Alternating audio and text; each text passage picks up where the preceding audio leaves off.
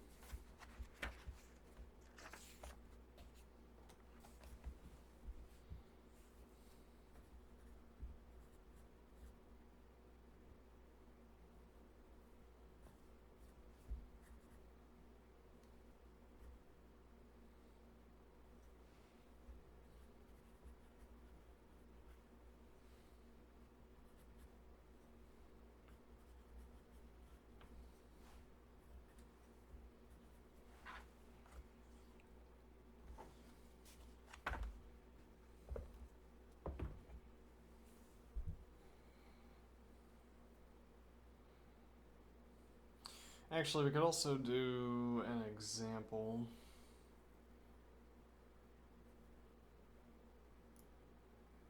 Actually, we could also write this out.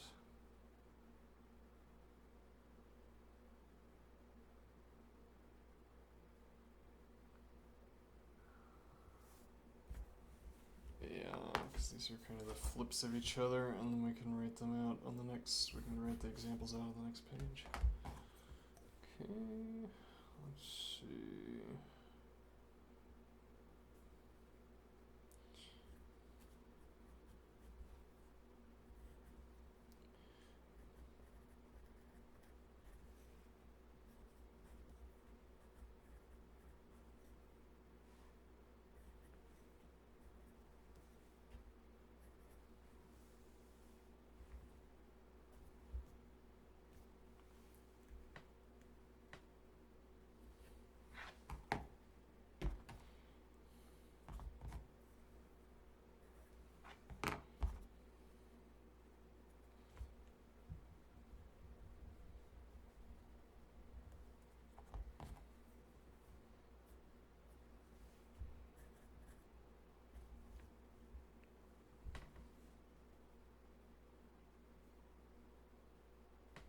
You know what?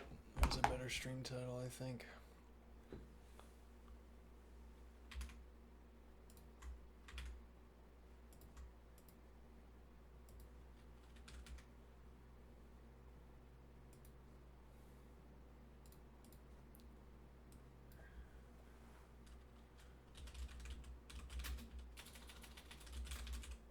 Maintenance, maintain. What do you mean these are all misspellings? Maintain. Okay, I'll take the correction. What is the spelling? Maintenance. Yeah, okay. Maintenance logs of the foundation services. Yeah.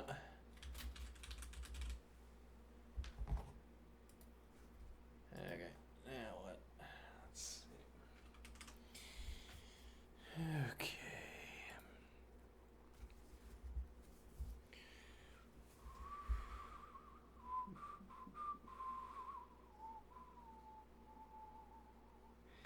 Let's see.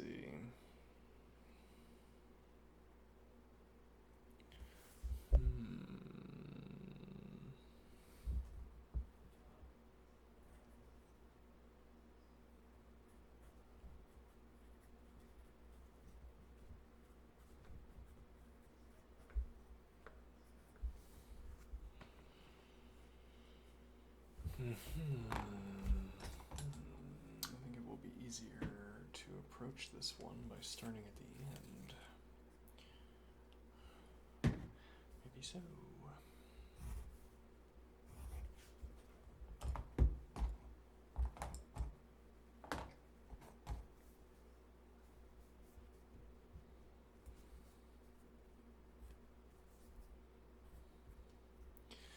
For all phi such that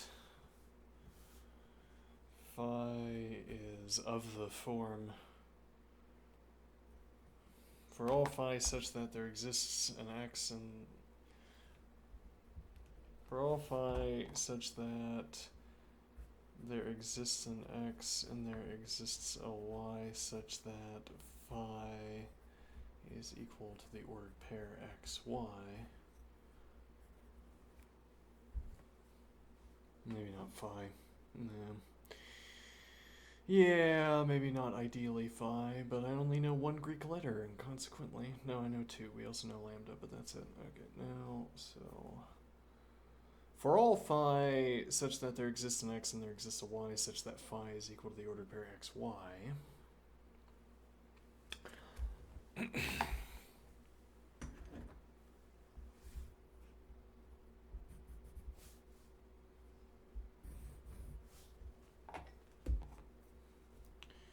If the ordered pair xy is an element of A by B, then the ordered pair xy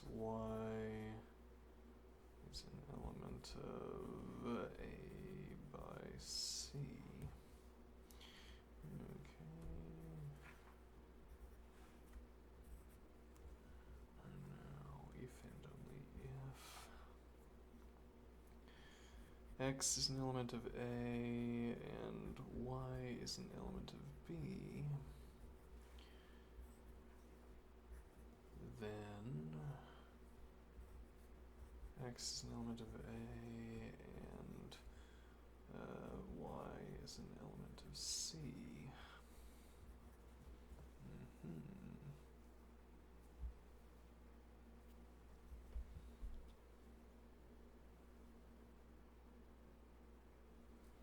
If and only if.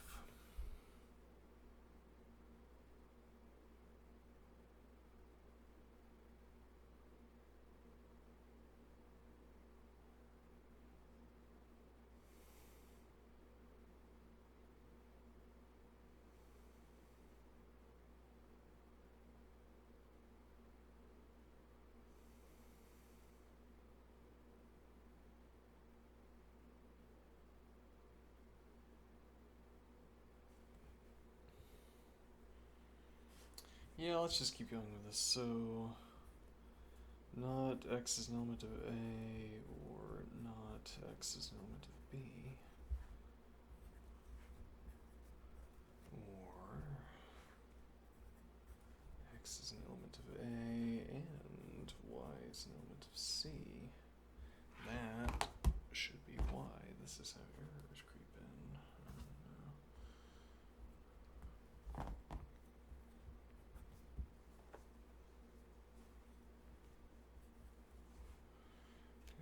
Okay.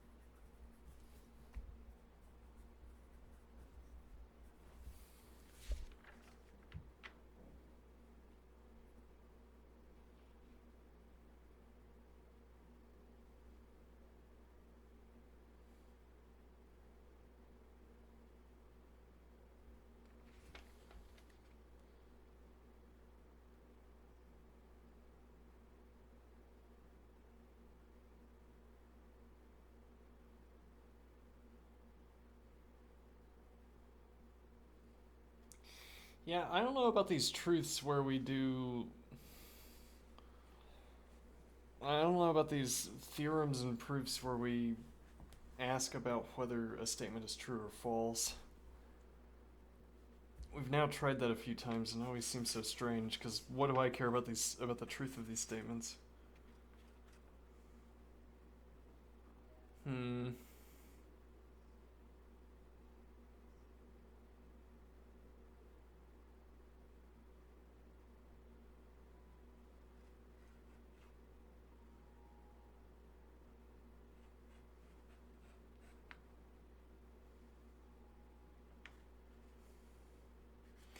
I mean, it seems like we're proving that if A equals the empty set, then A by B is a subset of A by C. Should we be able to prove that?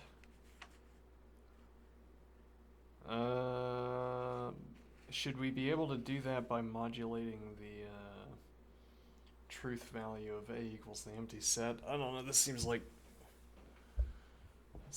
magic or something that we're trying to do here. I don't know about this.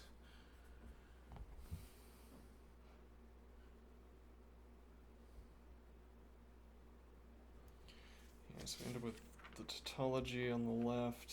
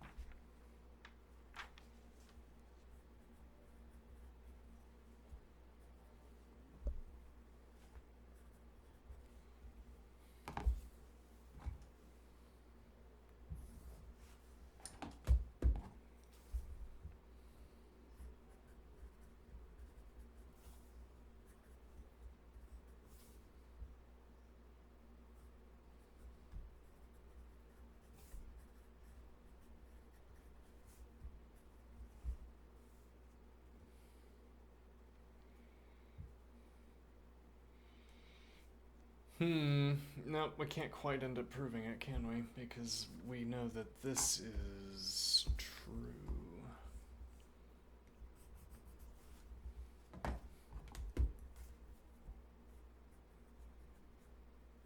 Supposing that's our quantifier.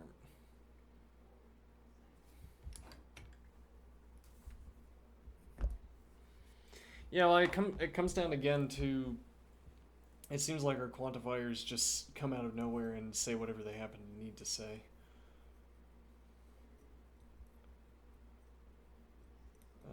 What do I mean? This statement, let me see. This statement about X is the entire statement. I don't know, there's still something I'm not getting about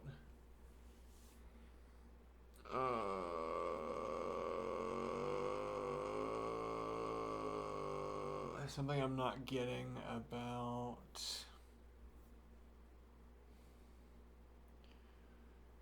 Let's see. Well, so yeah, we have statements like this where we need the quantification to cover the entire expression. We say if X is an element of A, well, in this context, saying this is not going to mean anything, but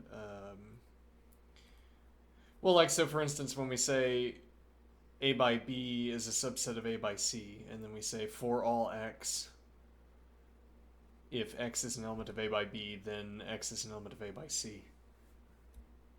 And now, later on, we get the right to say things like A is equal to the empty set, or B is equal to the empty set, or ... Okay. And it seems like we're cheating somehow when we take that step. Because somehow we're proceeding from an expression where the entire expression obtains of the X that we're talking about towards I'm not sure. Alright, let's see. There exists an x such that x is an element of A, then y is an element of B, then y is an element of C. And this is a true statement, so this would be... This would not be a tautology. In fact.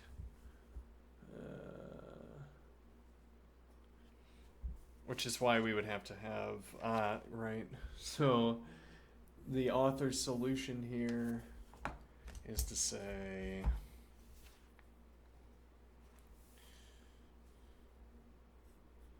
there exists an x such that x is an element of A and B is a subset of C,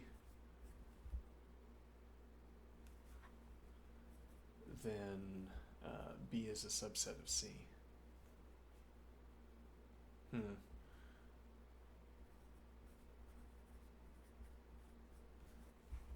Okay.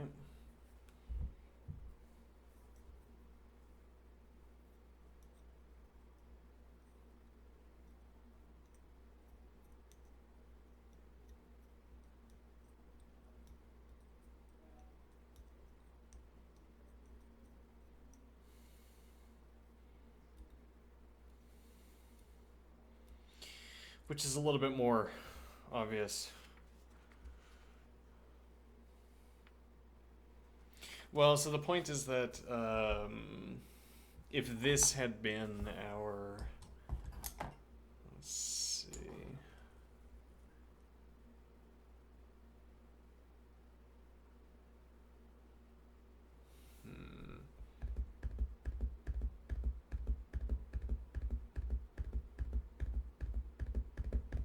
I think that's not quite right. I think.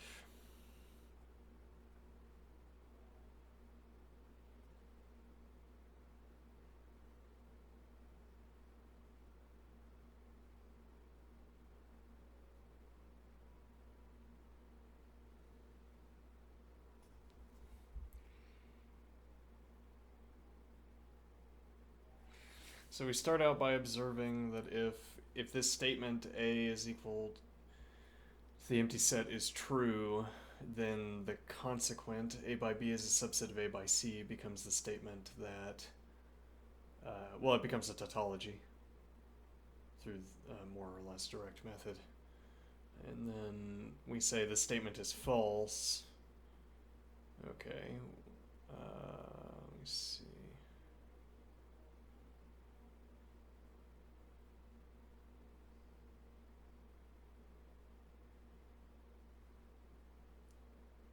Wait a minute, hold on. Hold on, we might have made a mistake here. So we're saying...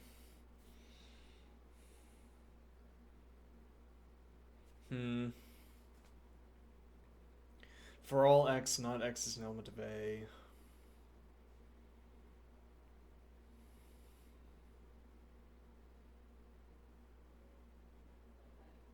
So this statement actually would be false.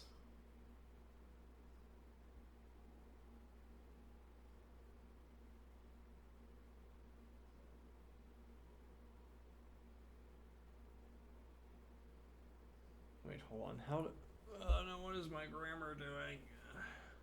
I don't know, this is... Alright, hold on. Let me do... This will be recognized. Oh, the dust, look at that. This will be recognizable.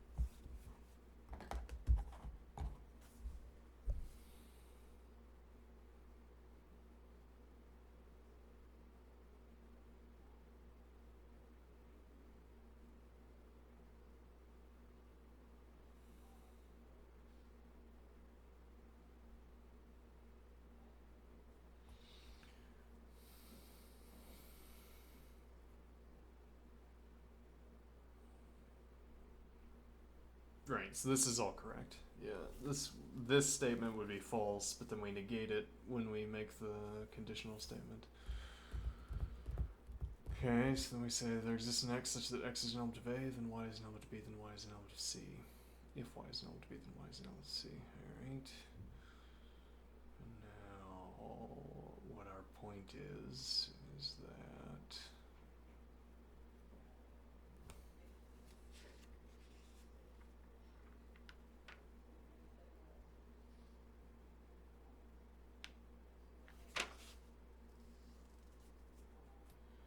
well, actually, then we could just step down the conditional, right?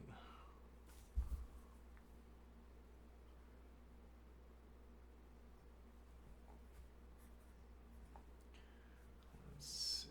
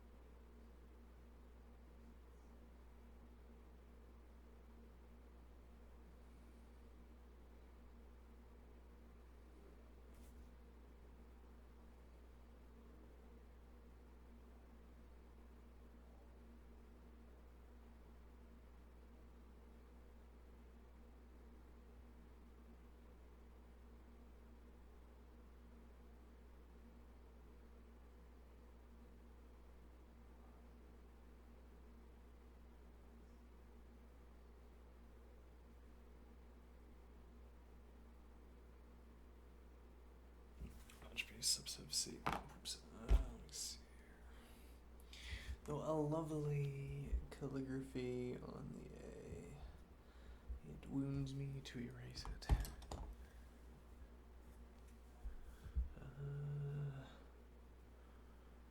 Let's see.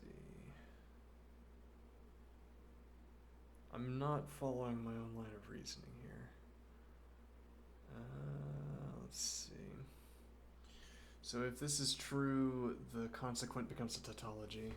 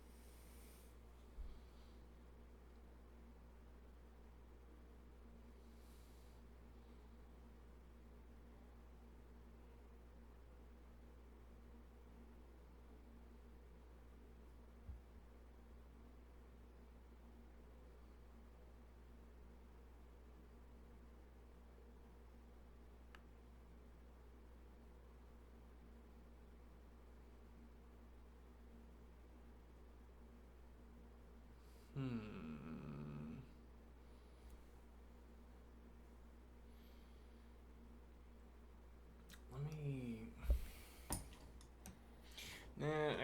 going to end up rewriting the same point. A is equal to the empty set, then this statement becomes a tautology. If A is not... So if A equals the empty set is false...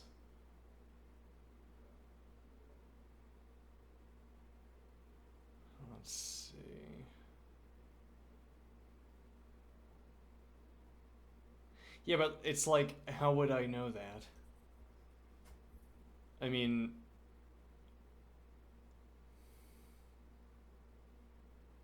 So I guess that makes me want to say that stipulating this gives me the right to and on an additional term.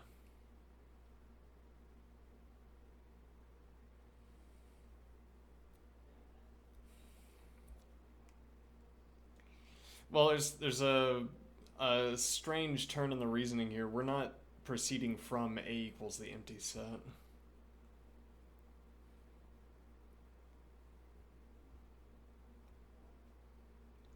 No, but we are showing that the consequent is true whether A equals the empty set is true or A equals the empty set is false.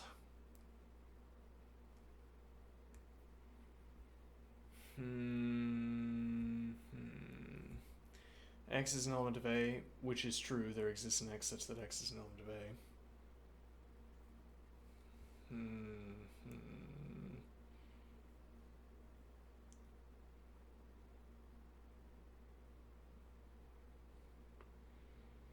Well, and I say there exists an X instead of for all X, because if I said for all X, X is... Well, yeah, it brings us back to this point. If we say for all X, X is an element of A, and we don't do our bracketing in a desirable way, then we're saying that A is the universal set, which is illegal. So instead we must be saying, as it were, we must be saying that the entire expression falls under the quantification.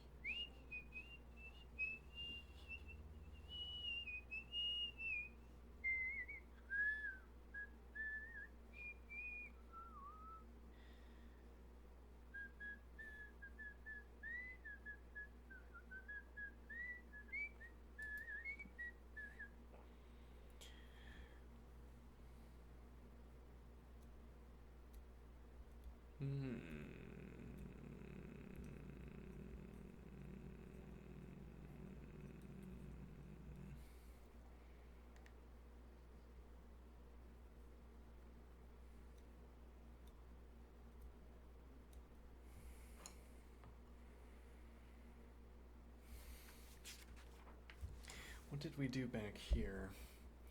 Maybe we need to switch topics. Yeah, this is... I'm not quite catching on here with this topic today. It's not quite catching.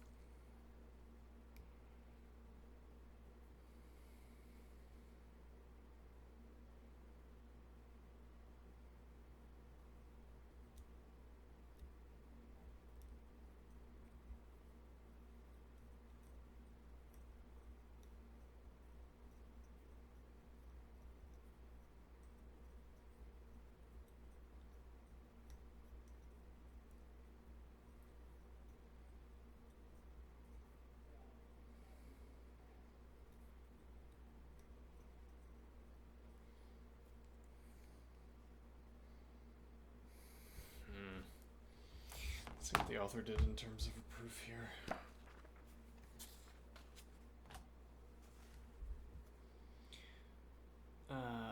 Nothing. Okay.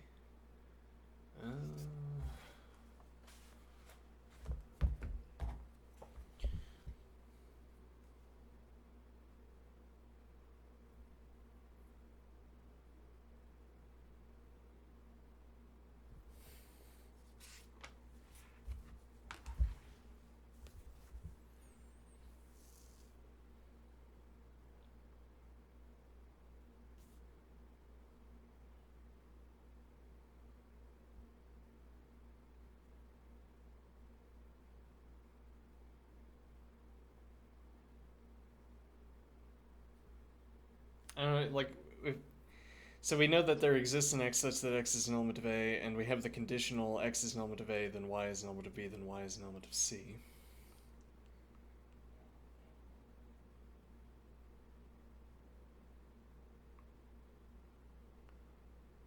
From which we get that B is a subset of C. Mm-hmm.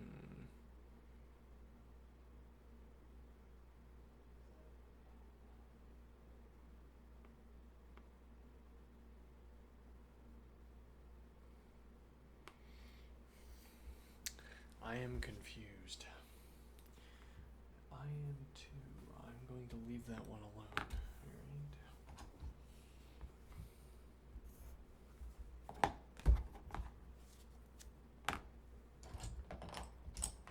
What does vermilion mean? Don't know. Alright. Let's see. A is not equal to the empty set, and A by B is a subset of A by C. A is not equal to the empty set, and A by B is a subset of A by C.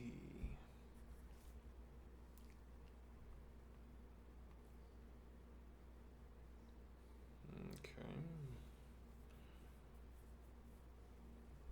Now, what do I want to do with this? I want to say A by B. Well, we're going to say A by B is equal to the set containing as elements the ordered pairs 1, 2 in the ordered pair, 1, 3 in the ordered pair, 2, 2 in the ordered pair, 2, 3.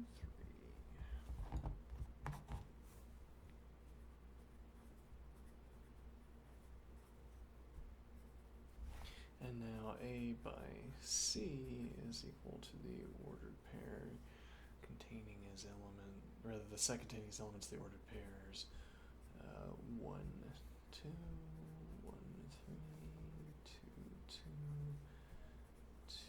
3, 1, 4,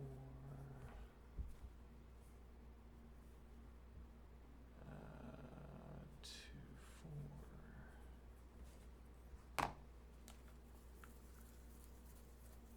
Okay, then what? Let's see.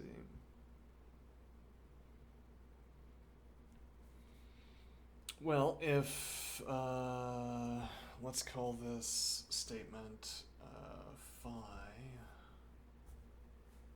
Alright.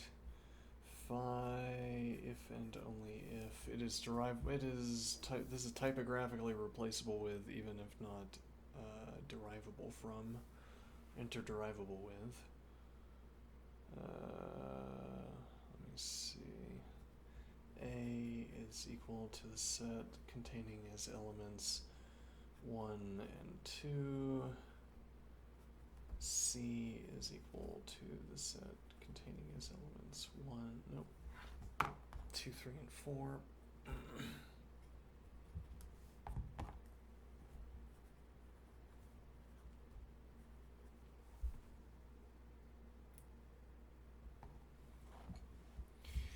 Well, and as a sketch of that, we would have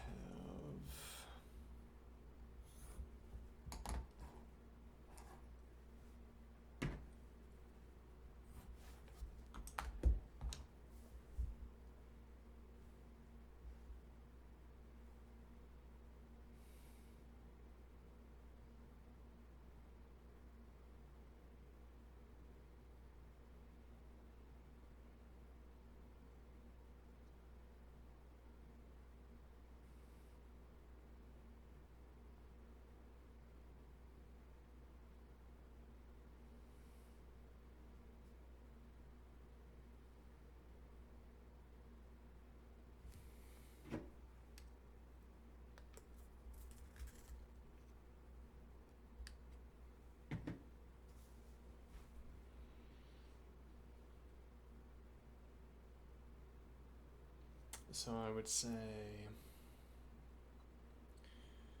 phi is an element of A, and 2 is an element of A, and 2 is an element of C, and 3 is an element of C, and 4 is an element of C. Okay. No, rather. Yeah, that's right. Well, okay, maybe we'd want to do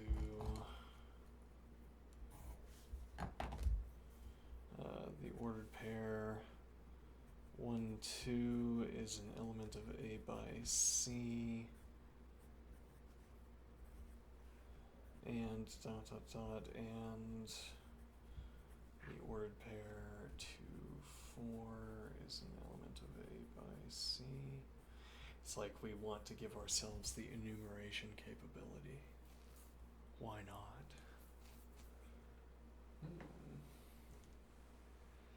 Why not take the enumeration capability? What could go wrong?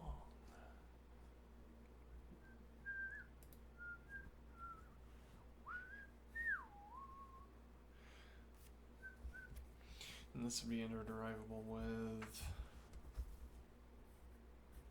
1 is an element of A, and 2 is an element of C, and dot dot dot, and 2 is an element of A, and 4 is an element of C.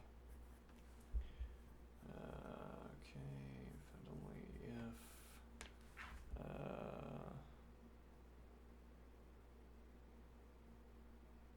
And then maybe, yeah, I'll just get rid of that. Okay, so now, what does that tell me, though? Why are we making this construction?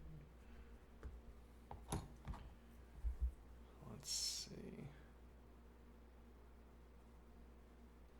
Yeah, actually, that's an interesting point. Yeah, so this would be if and only if.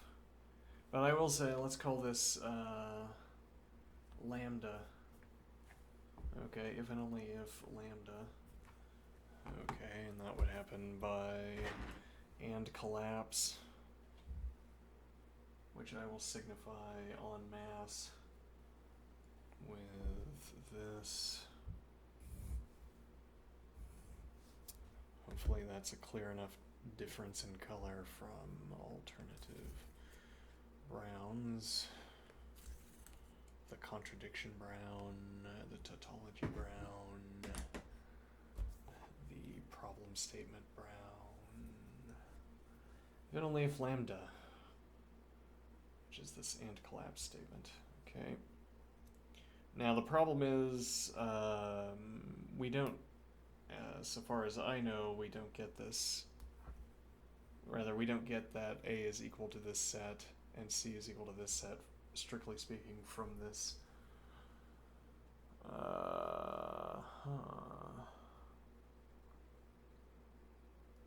For this, we would need,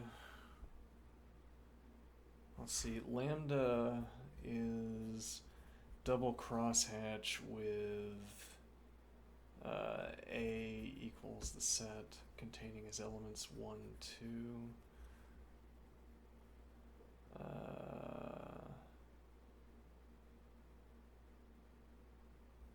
And C is equal to the set containing as elements 2, 3, and 4. Okay. This typographical replacement / interderivability obtains triple crosshatch. I think it's supposed to be a triple crosshatch conditional expression. Triple crosshatch conditional.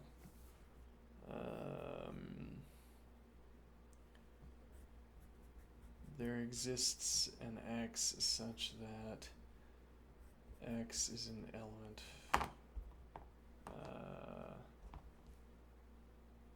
No, rather, we literally would have Yeah, we need a color for literal, maybe. Literality. If we say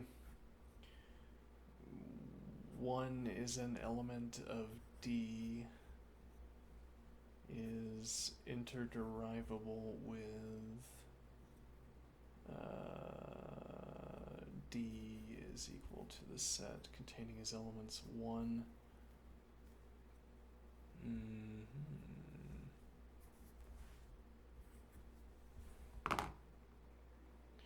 What am I saying here? There's lambda, the only other Greek character I know. So phi, which is the statement that, let me see. No, rather, so lambda is the statement 1 is an element of A, 2 is an element of A, 2 is an element of C, 3 is an element of C, 4 is an element of C, which are the positive statements that we can make about the elements that are in A and C. Okay, now, if I want to say that this expression is typographically interreplaceable with, even if not interderivable with, A equals the set containing its elements 1, 2, and C is equal to the set containing its elements 2, 3, and 4, I would have to grant that the statement 1 is an element of D is interderivable with D is equal to the set containing its elements 1. Now, though, what we would want here, as it were, this is depiction instead of statement that I'm about to place down. So yeah, a depiction modifier.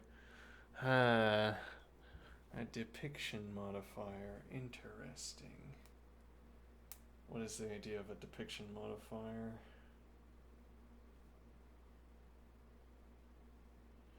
The idea of a depiction modifier is that I am asserting that you might see something on a sheet of paper, and if you saw it on a sheet of paper, you would agree with me. I don't know if that should be illegal. Yeah, that sounds illegal.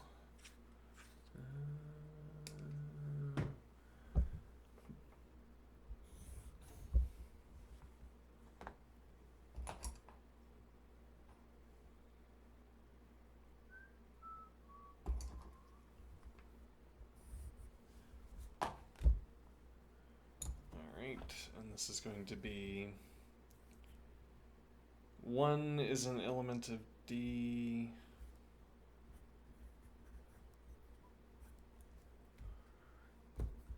And then this has no typographical meaning, which is why I say this is like a depiction. If and only if D is equal to the set containing its elements 1.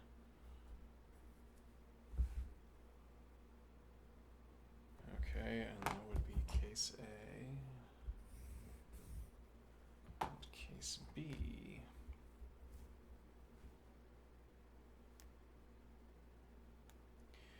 What would we say? This is going to be 1 is an element of D, and for all x, if not x is equal to 1, then not x is an element of D. Okay.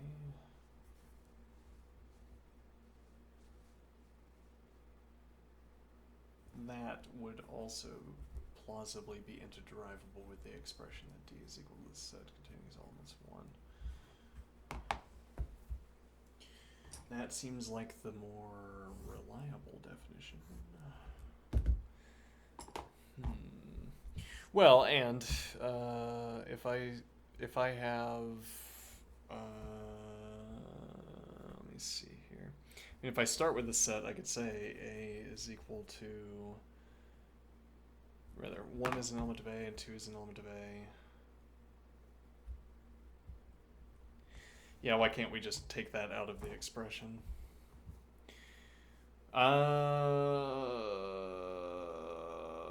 yeah, seemingly we could do that. Let's see.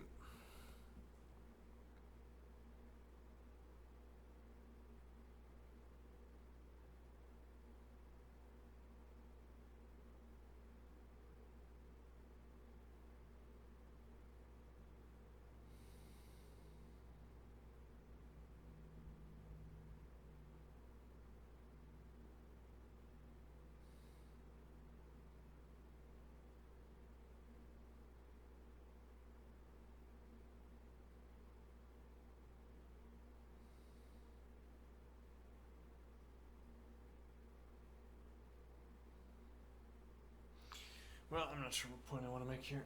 Alright, I will move on to saying...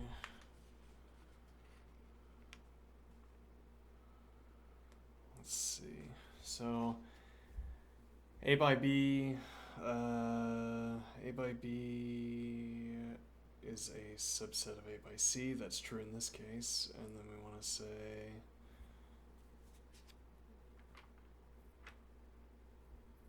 That's from up here.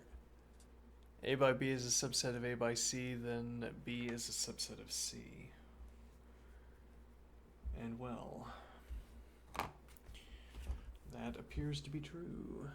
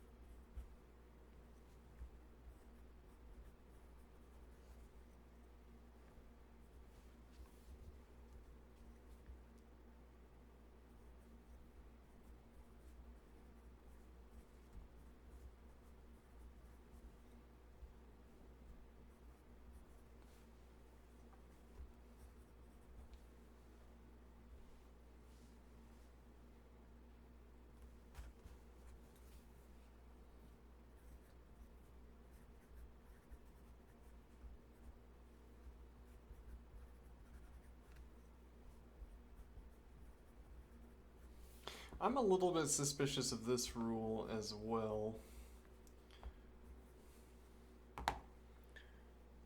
The unrestricted duplication of and or, but in this case, the unrestricted duplication of and.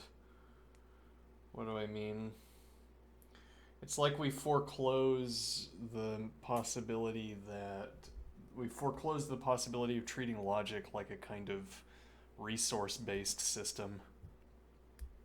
Whatever that would mean. Well, it would mean if I only have one copy of X as an element of A lying around, I'd better be careful how I spend it. Maybe that doesn't make enough sense to enough ears.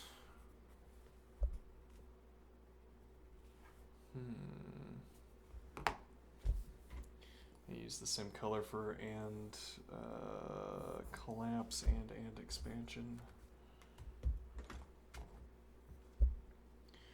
Let's see.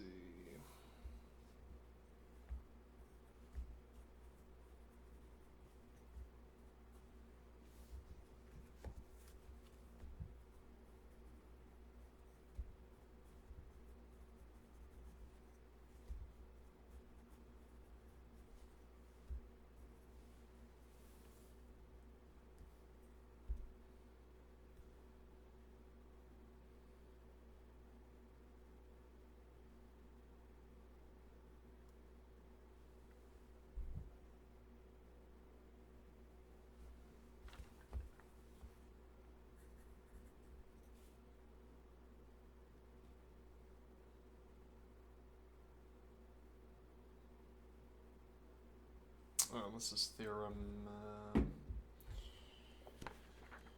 102.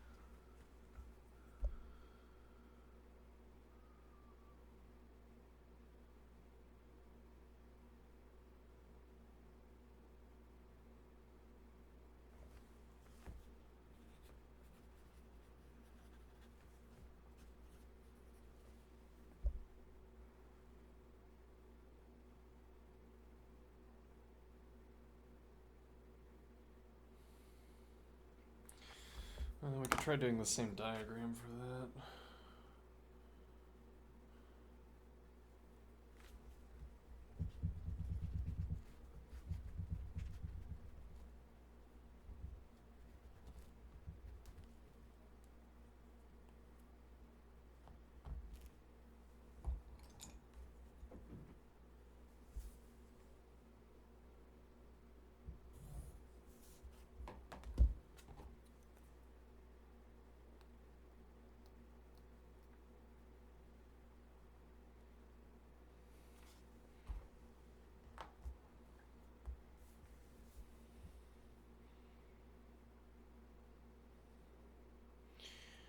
Um,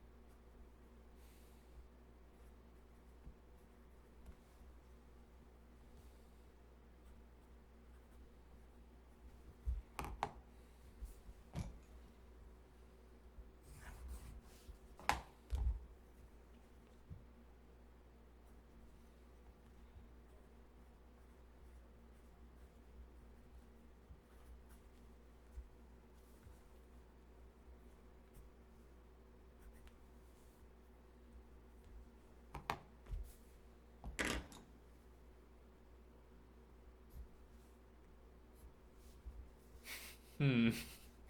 Yes, I don't think extending the diagram in this fashion is the right idea. I think not using this diagram is the right idea. But yeah, yeah. Well, A by B intersection C. Okay.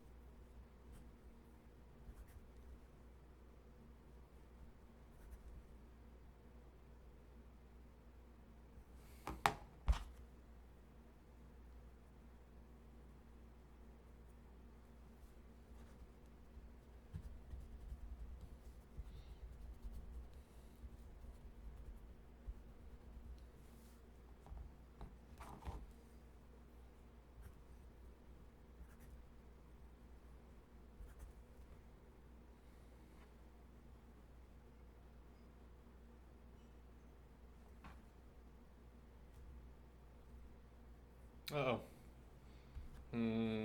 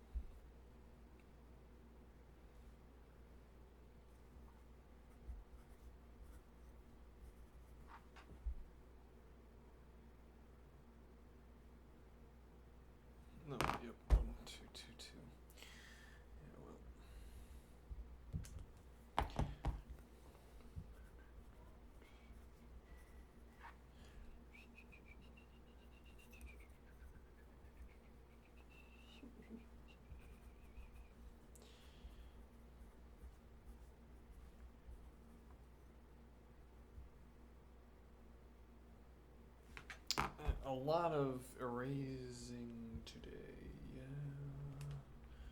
A lot of erasing.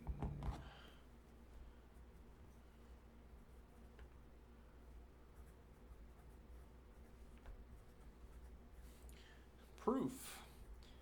Well, yeah, this isn't exactly proof. We adduce an example. We produce an example.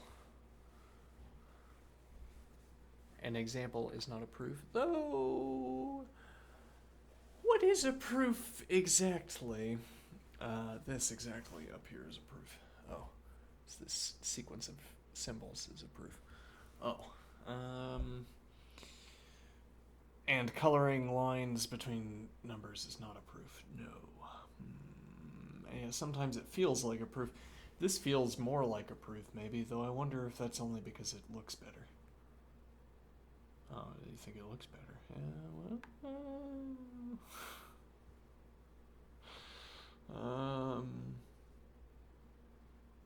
Alright, what time is it? Maybe I don't have much time.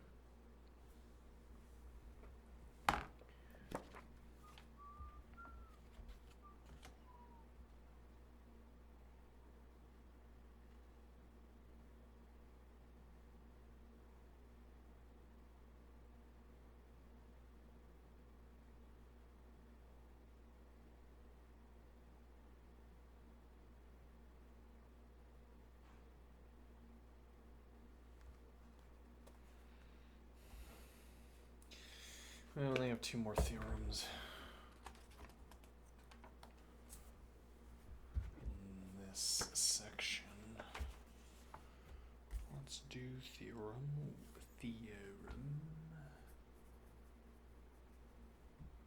103. Very well. A by B union C is equal to A by B union A by C.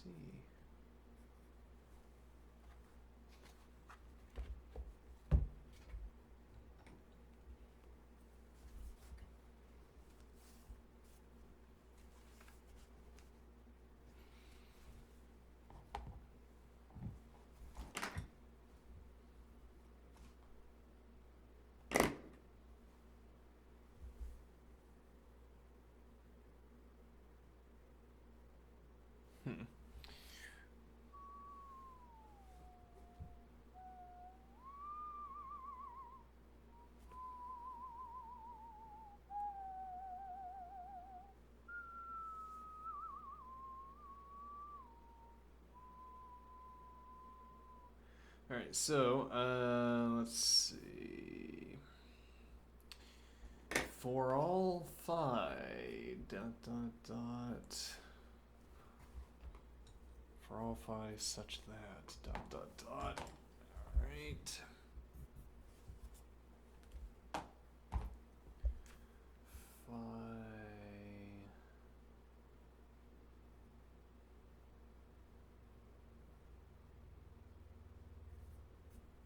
Phi is an element of if and only if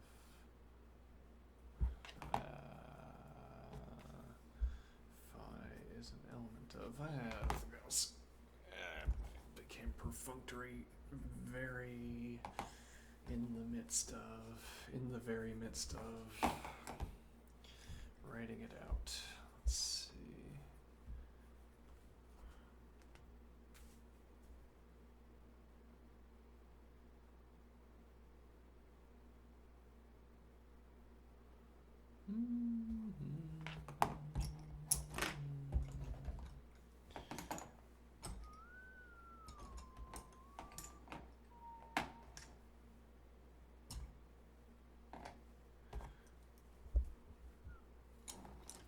Now what? Now we say what? Well, okay, short.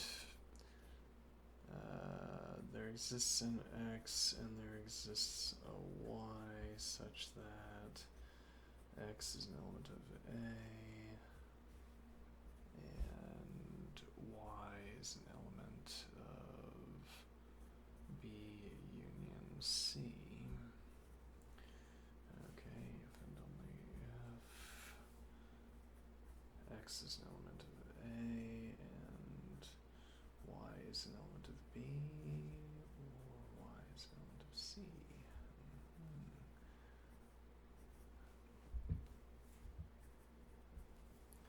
If and only if X is an element of A and Y is an element of B, or X is an element of A and Y is an element of C. If and only if the ordered pair X, Y is an element of A by B, that bracket is extraneous. Yeah, whatever. Union A by C. Okay, I believe it. Though this step here, hold on, let me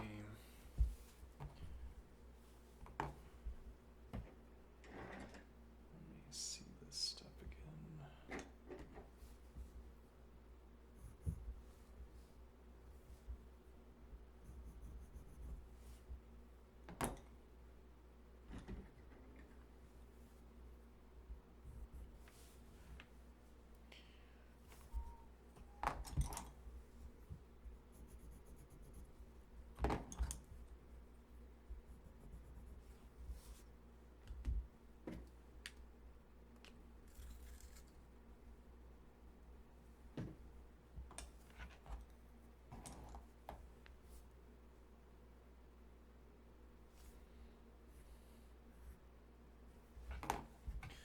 For all phi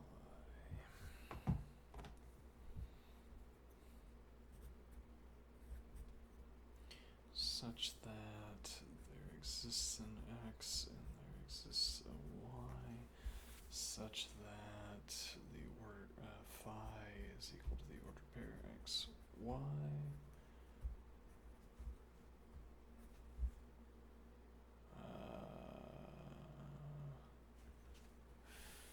Phi is an element of A by B union C, if and only if is interderivable with the expression phi is an element of A by B union A by C. I see. Okay, and now we say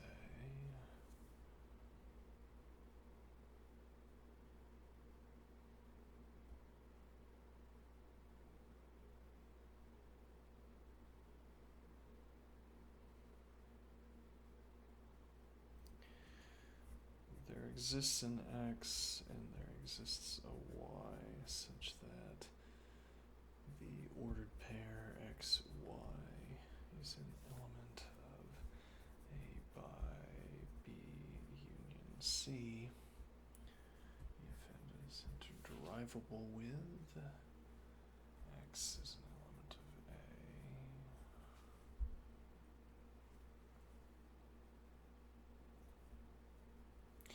A. Okay, now why are we dotting this? What did we want to get out of this observation? There exists an X and there exists a Y.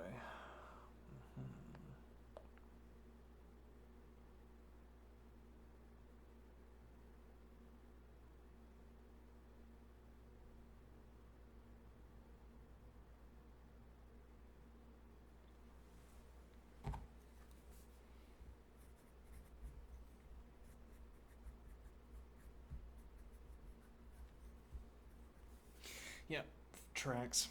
Ordered pair X, Y is an element of A by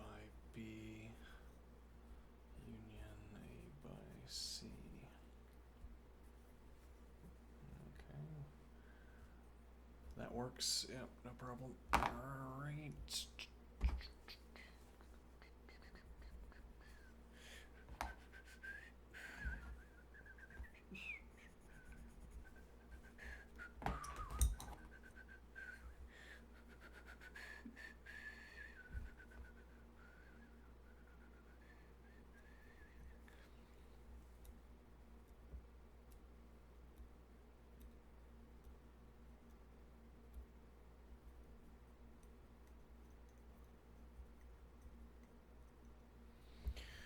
Alright, and we have one more proof in this section, so let's go and do it. Should be as simple as these.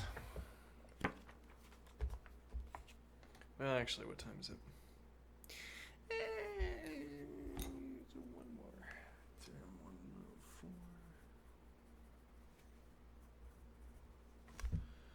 104. Okay. Actually, this could be good warm up. Good practice when we return, because it is simple enough, but then it's simple enough because we've gotten into a kind of rhythm of solving theorems of this form. Alright. I'm tired. I'm sleepy.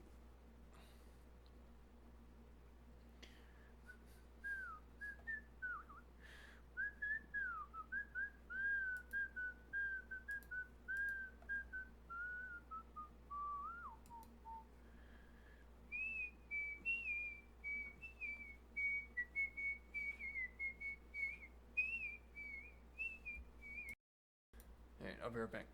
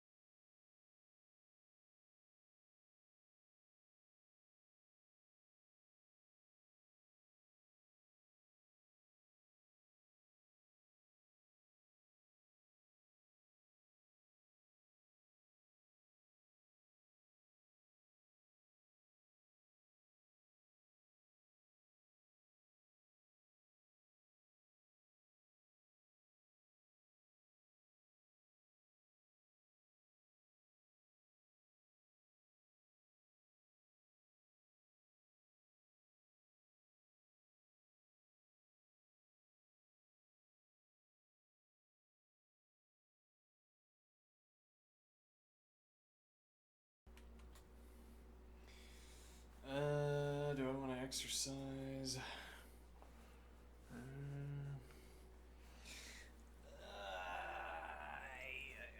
don't know, my legs don't really have it.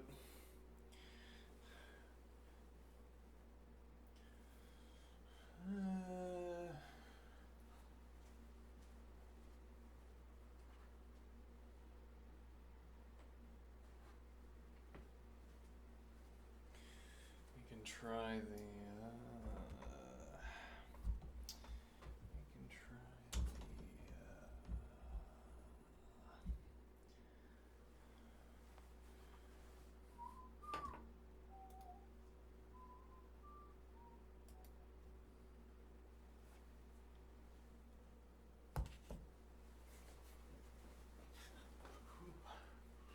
Trying to put all of the cardio into the upper body, swinging the arms madly. Sure.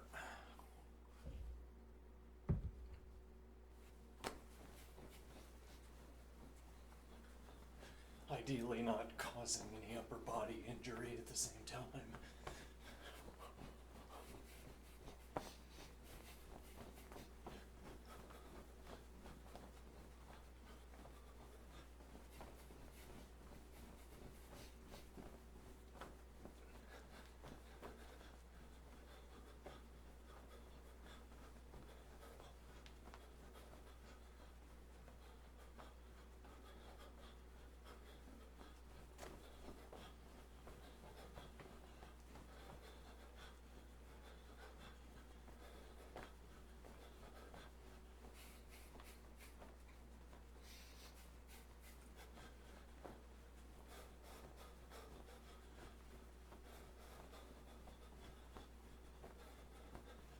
Or 9 minutes of bicycle kicks.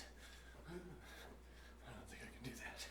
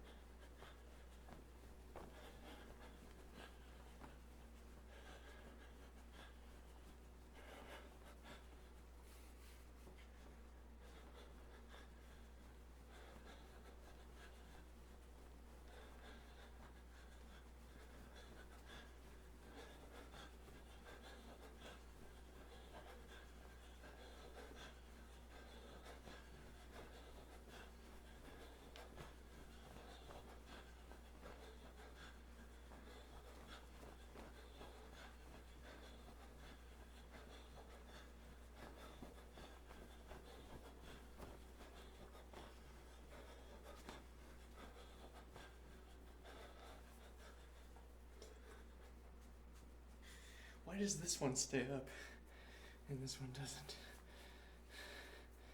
Oh. No? Maybe. No, it doesn't look like it.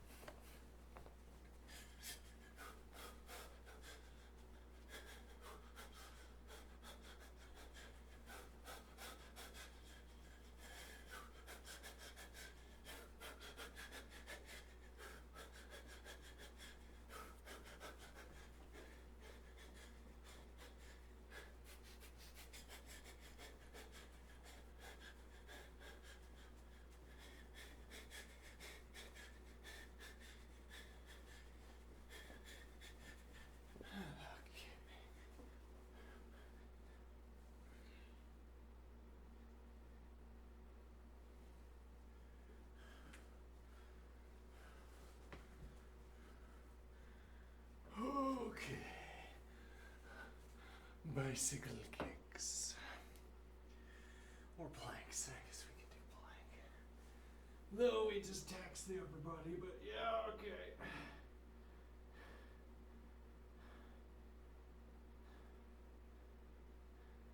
No, yeah, I think I'm gonna do bicycle kick.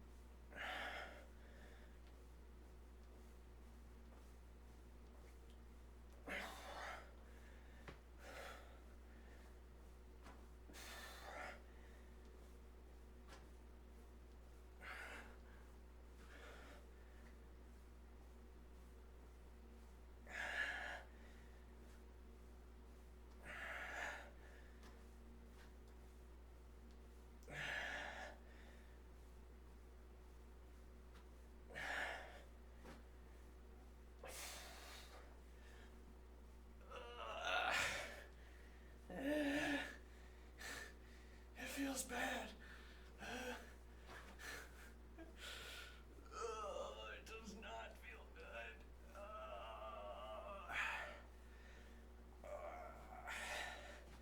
No. Keep going. Keep going.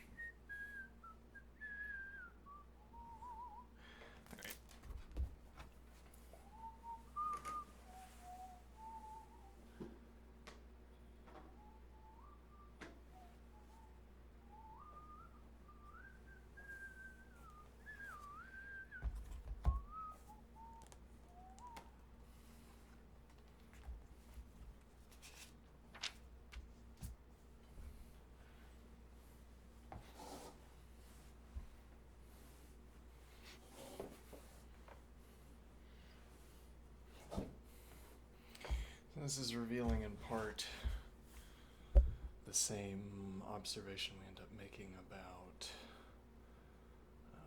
trig functions, which is that you can draw the same graph just about every time, so long as you are fastidious in managing the axes.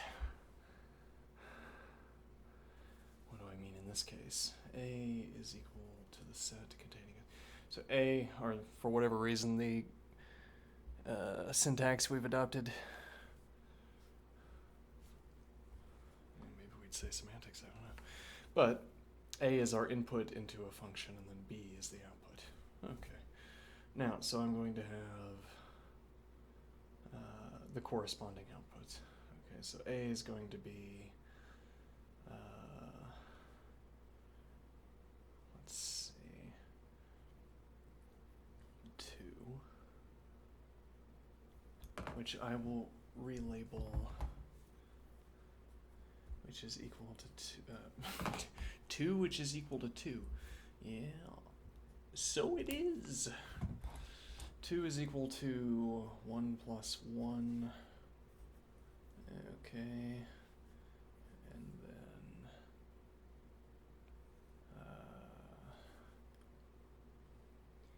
And then E plus 1. Yeah. E plus 1, and then E plus 2, dot, dot, dot. So that the corresponding outputs are B2 is equal to the natural log of 2 minus 1, which is equal to 1.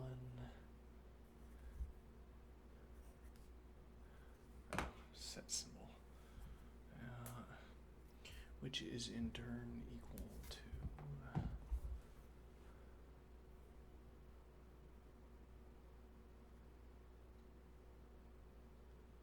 so now actually this should be E squared plus 1 actually.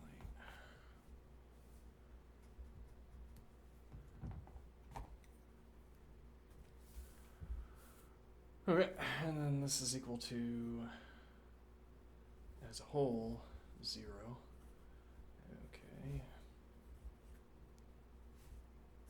A confusing bit of bracketing. Yeah. Then we have the natural log of E plus 1 minus 1, which is equal to E. No, yeah, it would be a bracket here, which is equal to E closing bracket, which is equal to 1. And then 2. Okay. And then we close the set. Brackets just to prevent from leaking any math. I don't like commas, so I'm not going to use them. All right. Let's see. Now what are we going to do? Right, well, so to reiterate, we're making this point that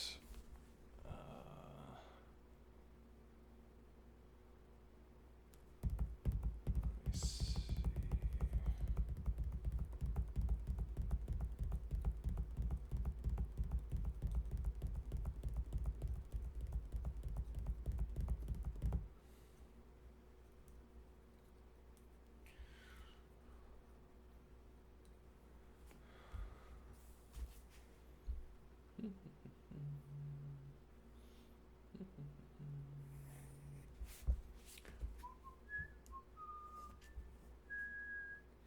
Yeah, that's not a good placement because we have no negative x values.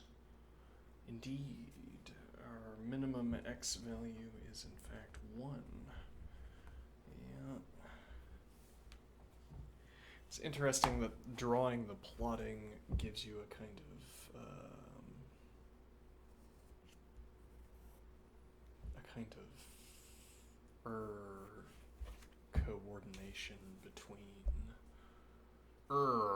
coordination between the function and your own activity. What do I mean? Well, in another context, I would look at one of these functions that I'm analyzing so as to tell me how to set up an experimental apparatus.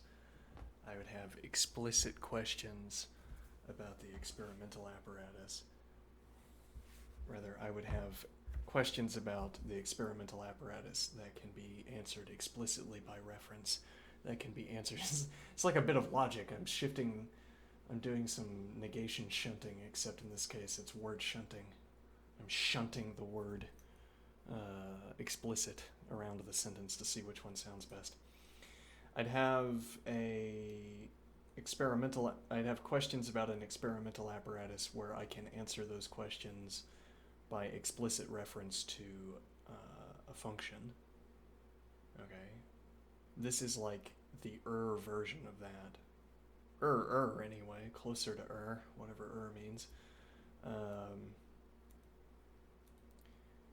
Because, well, I guess we have, it's as if the most basic activity you'd want to undertake with a function.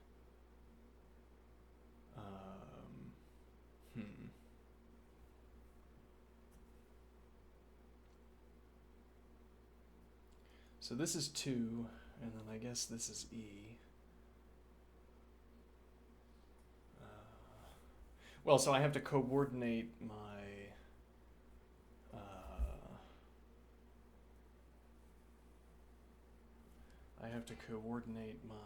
drawing with the function. I have to figure out how the function answers for me questions about drawing. Intriguing. Yeah. Let's see. I'm gonna do this, and we're gonna fudge this a little bit so that I don't look like I made a mistake. Okay, a little bit off, but whatever.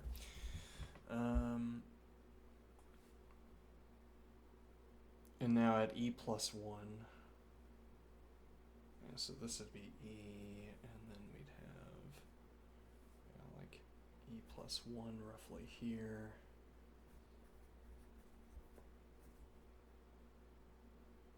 And then we would add this to here. Oh, but it would be E squared.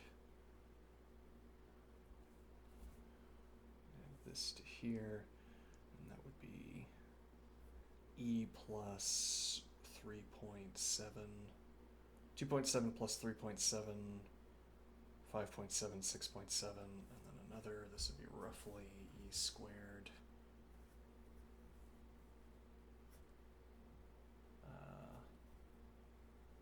E squared plus 1. Okay. Sure. All right. And now this is 1. Reverse engineer the position of the point. Yeah, and then this would have to be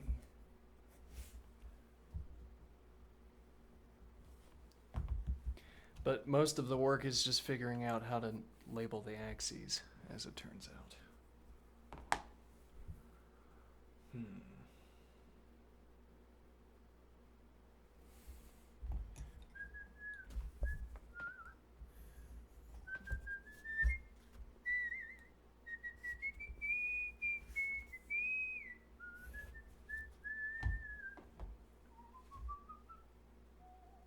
I put too much allspice in my water.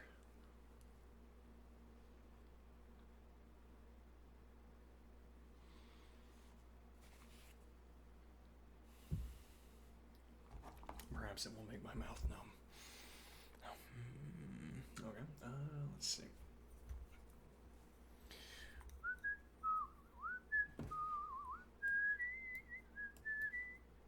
What is the next problem? Calculus book.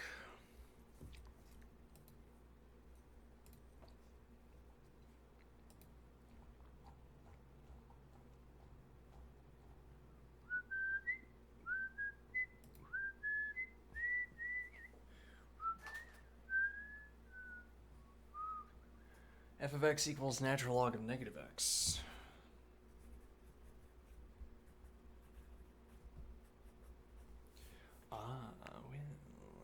let's do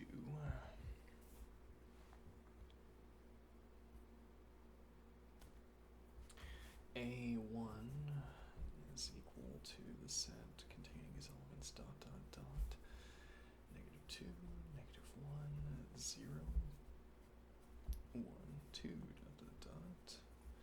Alright. B1 is equal to the set containing its evidence. What? Natural log of 2. That seems perfectly fine. The natural log of 1, that checks out. The natural log of, oh no. System error. Who sent me a system error? No good. Okay, so now make the point that on a number line, if we begin at 0, what power does this number line have over you? What power does it exert? Why do you bring it out to what relevance does it have in this circumstance?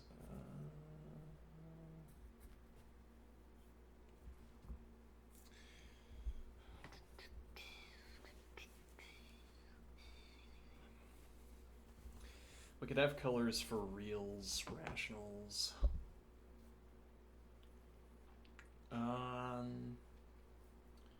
There's a point that the natural log will never output an integer value.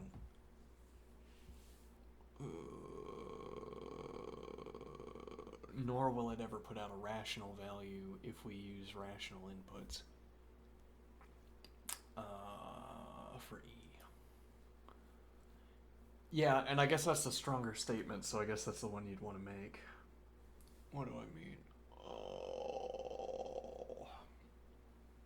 Well, you could instead say integer inputs. If I have integer inputs to natural log, we're going to get non-rational outputs. But you can make the stronger statement even if you grant yourself access to rational values. How would we say that? For all x, if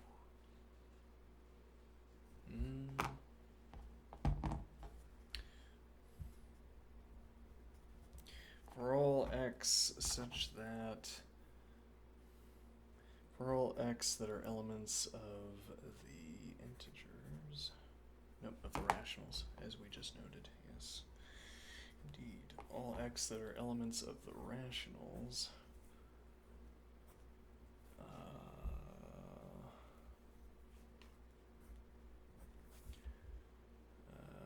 let's see, the natural log, not the natural log of x.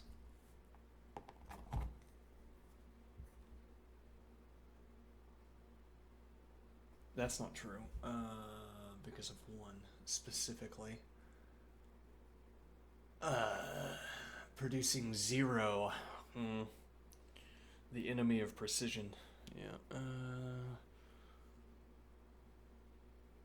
Well, not the natural log of x is an element of the rationals, or x equals 1. Okay.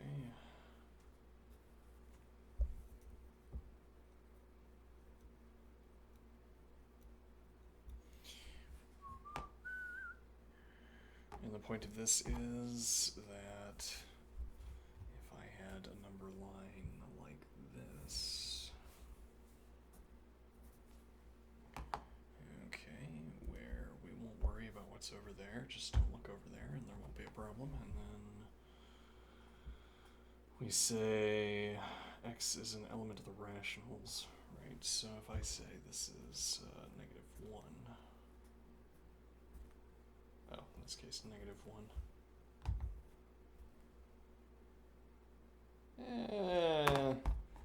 Yeah, I think we'd rather have.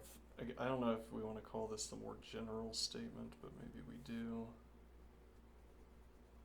More general statement without the negations. So this is making me want to go to try Spivak. Maybe we try multiple calculus books at the same time, though I already don't commit enough time each day to this one. Yeah, let's see.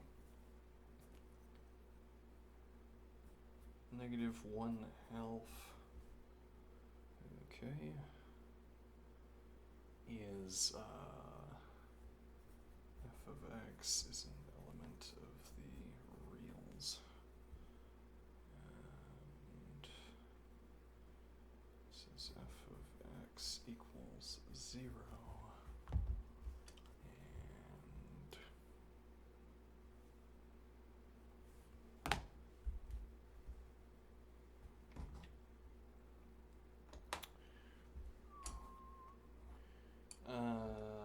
Yeah, I don't have such a good coloring idea for this. That is okay.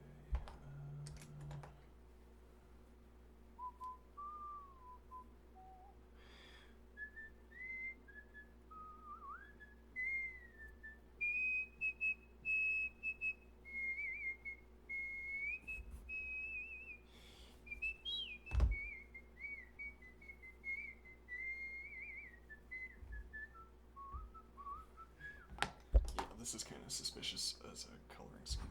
Whatever. Let's see. So we're gonna do. Okay, and it's all elements of reals. Okay. And then furthermore, all elements of reals.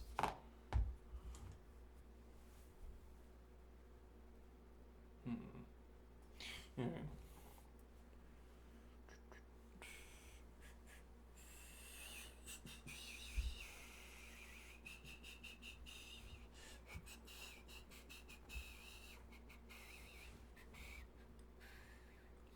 Alright, so A2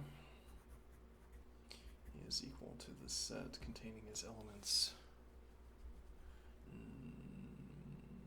-1, -e squared, rather -e,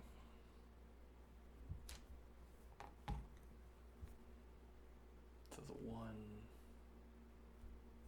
-e squared, dot, dot, dot. Okay, and B2 is equal to the set containing its elements 0, -1, -2, dot, dot, dot. Okay, and then we will have our drawing, okay, where all of the y values are negative.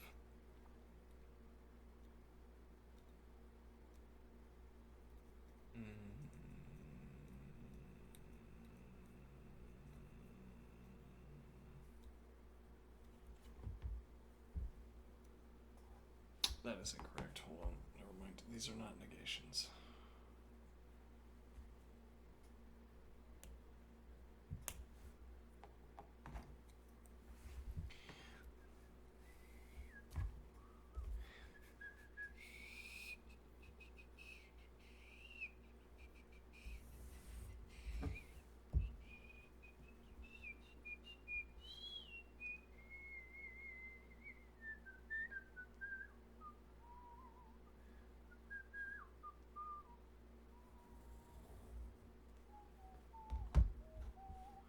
So x is equal to -1. Yeah, I mean, that's... Why do we keep including that? Well, because it's a critical feature is why we keep including it. Yeah. What is e squared?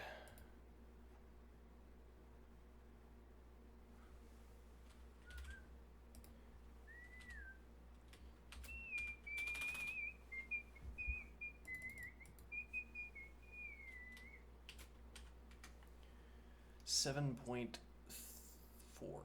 Sure. What good does that do us? Divided by... Well, if we divide that by e. It's e copies of e, if you think that's going to help you. Let's see. Yeah. Let's see.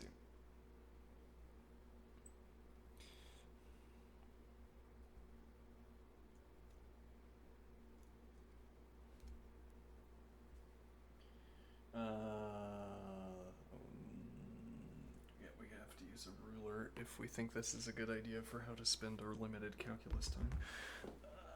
Let's see.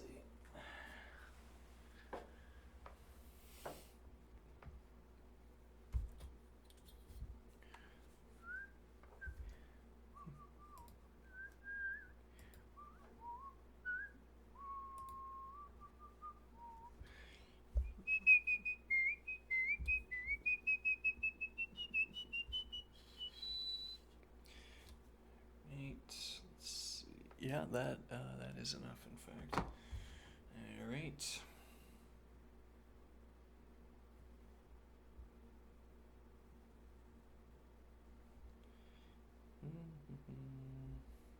Wait, why not just use the ruler then? That is an interesting question. I gesture towards the construction, and then I realize that I already didn't have the correct width, but whatever. Alright, here, and then here, and then here, here, here, here, and here. Okay. Now what? Now we have negative 1, 2, 3, 4, 5, 6, 7.4. And that is e squared. Easy. And then we have e, which is negative 1, 2, 3, so it's right around here. E. Okay. And then we have 1, which is right over here. Okay, and now this is also 1, unless we want to change the scale. Possibly we do want to change the scale, but it is now too late right now, so...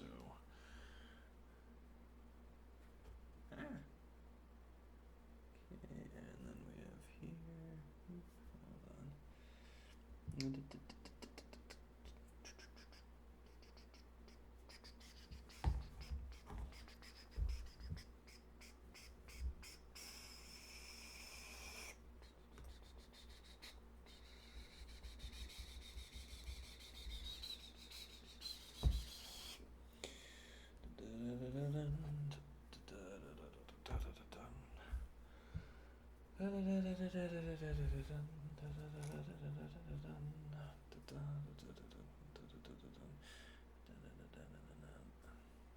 I find this is really difficult.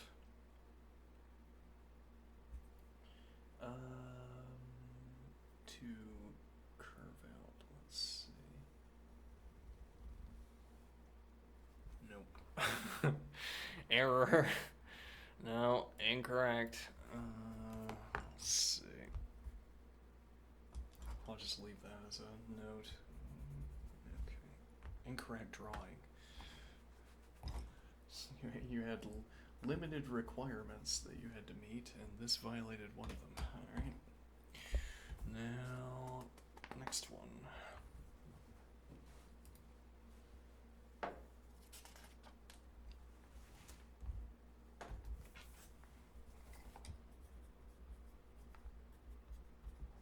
One minus the natural log of x.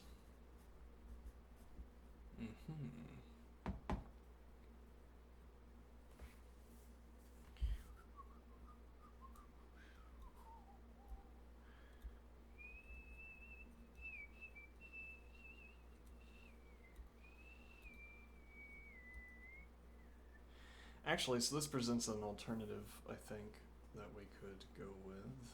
Or this makes me think of an alternative we could go with. That we also could have gone with in the preceding. If I instead say a... just a matter of bookkeeping, we'll call this a...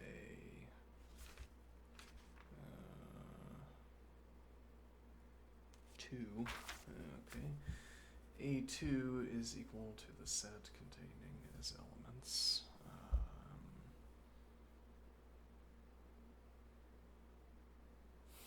Let me think here.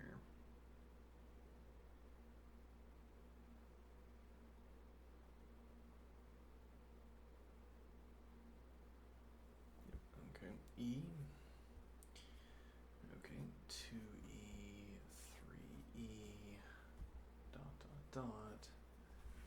Then b2 is equal to the set containing as elements 0, 1. Well, so no, in each case, we're going to get, this will be of the form 1 minus the natural log of e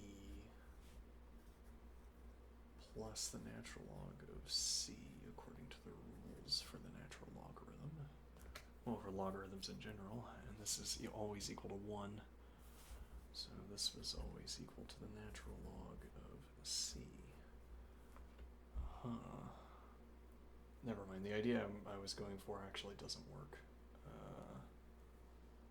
in the way I was expecting. Yeah, okay.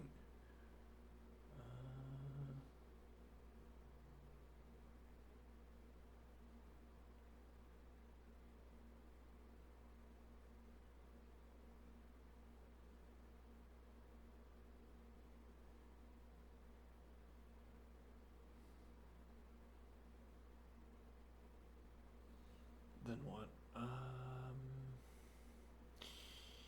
Well, this would be the natural log of 2. Well, the natural log of 1 would be 0, right? So it'd be 0. It'd be 1 plus 0.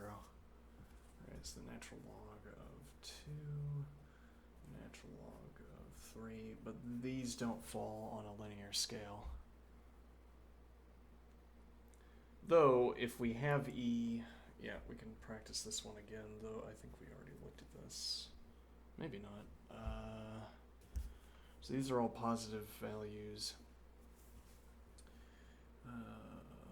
Though, let me think here. If I plug in, yeah, okay, so you'll have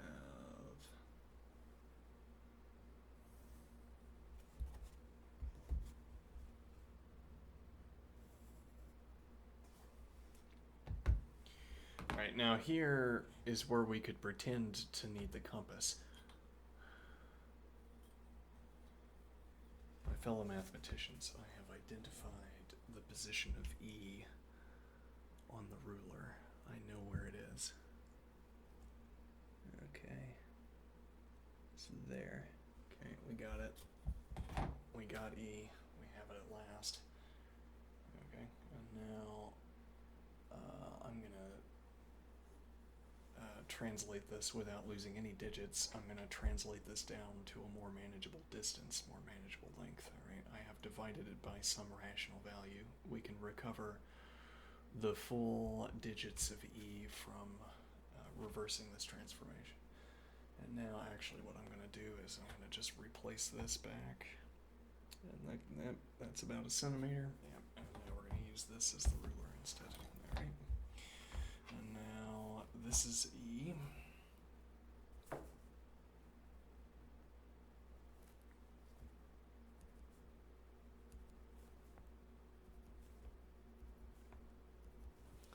Oh, look at that. All right, so we're gonna have we could linearize the y scale. That's true.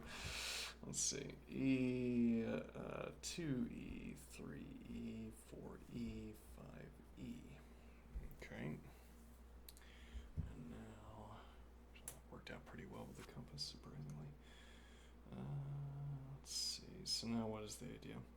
So these are not on a linear scale. We could linearize the scale, though then the only thing we'd be doing is making this into a straight line.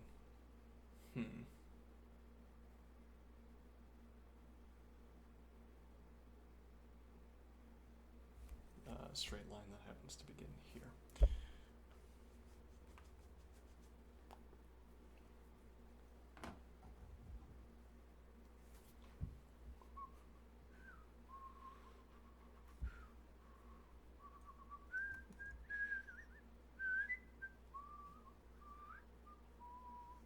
And seemingly, curiously perhaps, it doesn't help me at all to have the value of e. It doesn't help me at all to have the value of e in this context. You'd think, surely you must be able to do something with the value of e here. And maybe beyond my knowledge, there is something you could do with e to find out how to place these. But I don't know it. Okay.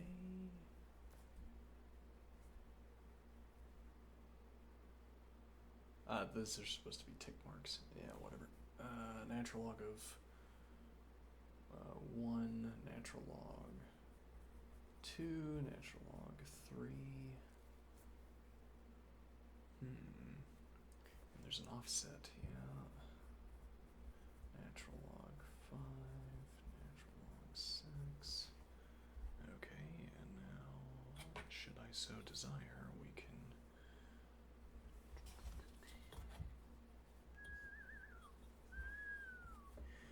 just eyeball it.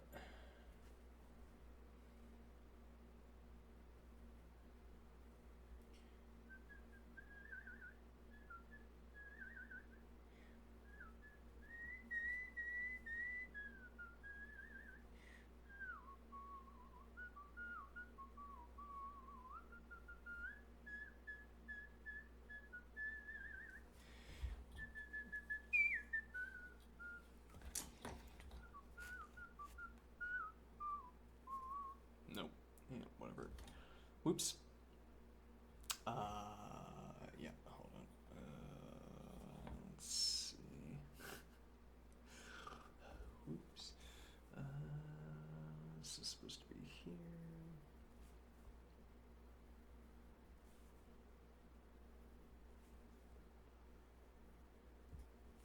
I think I would have a better appreciation for Apostles' calculus now, because I'm less fixated on the idea of getting or not getting the content, as it were. It's more like, you can do this with numbers. Oh, yeah, you can do that with numbers. Yeah, I'll just do this pencil. You can do this with numbers. Yeah, so you can do that with numbers. Alright, let's see.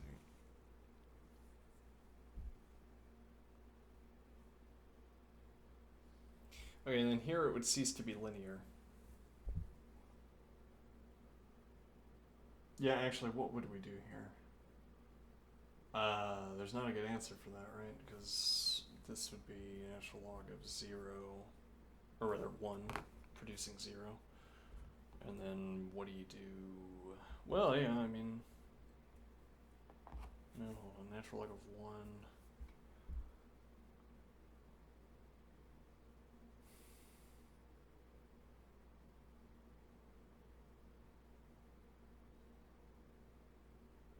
Wait, actually, what is... What do you do in this context? And here we see again this idea that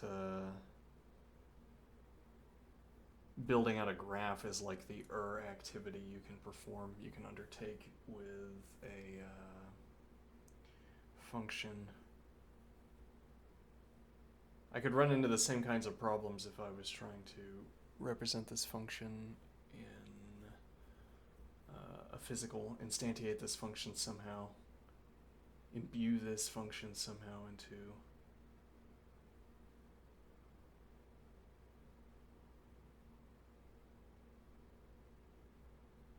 a physical apparatus. Let me see.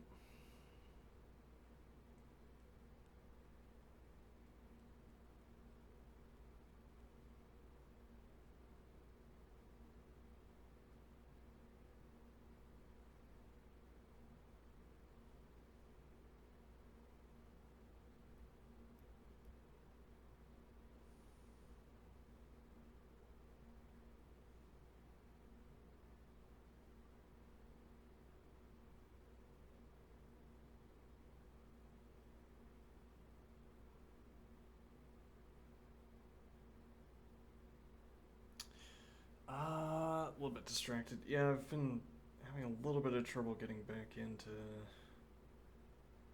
doing the math. Yeah, in a way, math gets the short end of the stick, being at the end of the day. A little bit. Yeah, okay. Let's see.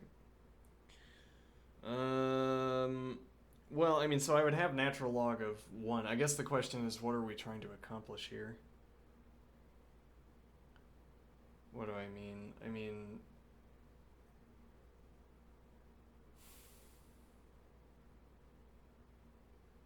if I have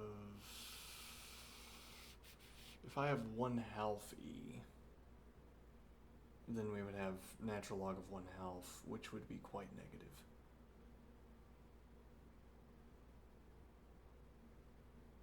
Okay, but what do we, like, this is correctly linear, right? I don't know how to make a graph play this back for me either.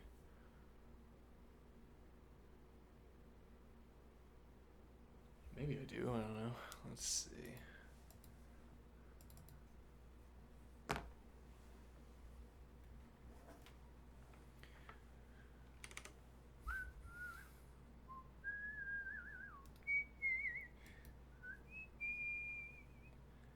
X-axis to y-axis, can I do natural log?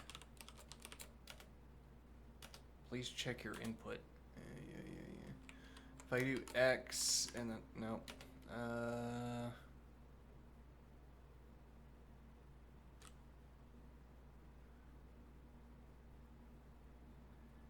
Yeah, it's like you can apply the natural log once because it doesn't want to get.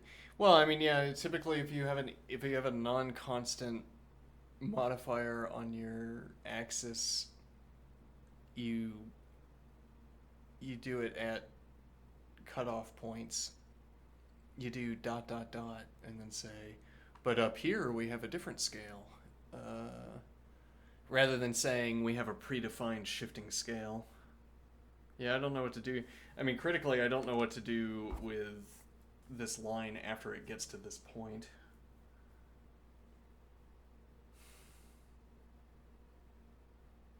Well, and there's no linear continuation here. We can't go to natural log of 0. We wouldn't want to anyway. If we wanted to keep the same y value gap,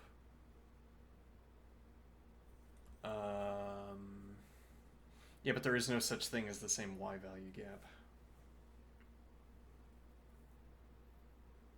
If we wanted, yeah, but there's also no such thing as the next x value gap. And yet there does seem to be some fact of the matter about what the x value would have to be.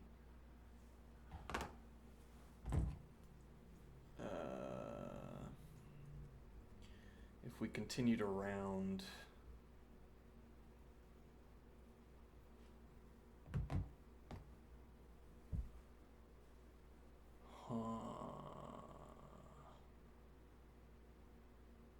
And that would correspond to the natural log of some value that's less than 1.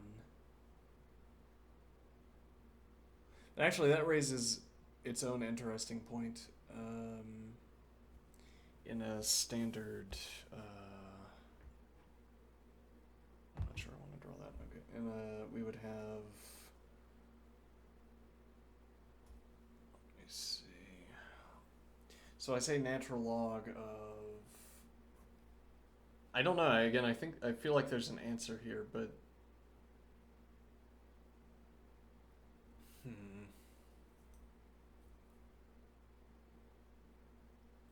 You know, like how would this answer be determined is a question we could ask.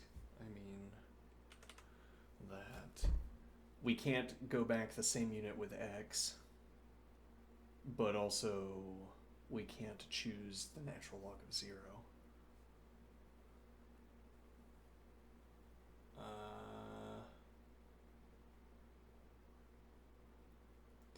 Right, it's like saying this would be the natural log of negative infinity.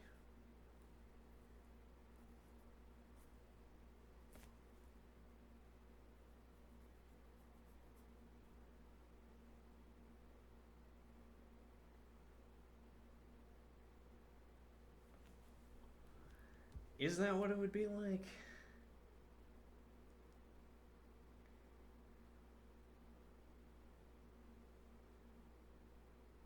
I don't know. There might not be an answer to this question.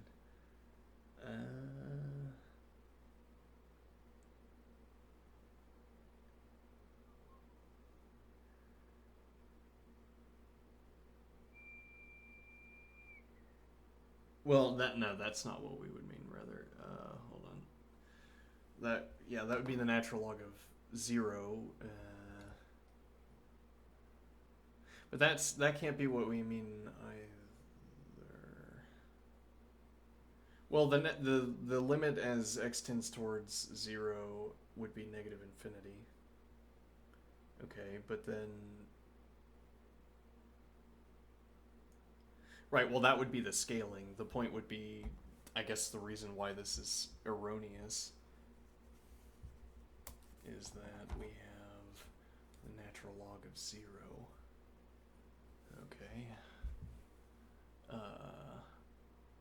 So a faithful continuation. It's just that now this point is a stand-in for saying y equals negative infinity, which is counterintuitive. All right.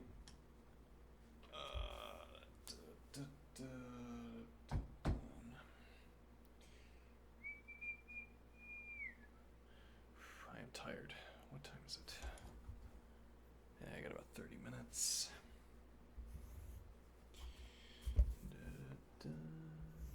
I'll pick up some books soon. I'm gonna have alternative philosophy of mathematics bedtime reading.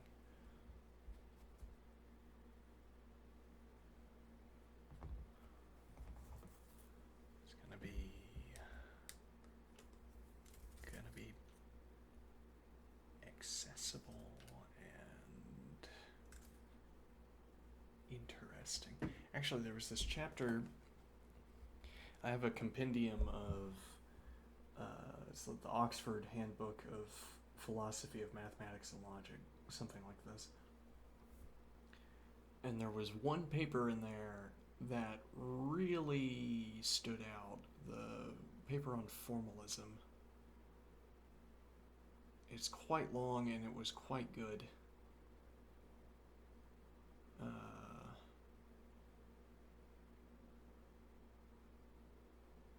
I could read more of that exposition for some time.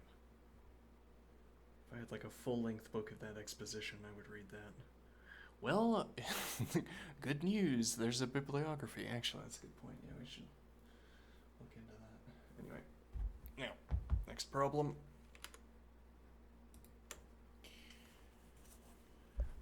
Let's see. F of x equals the log of x minus 1.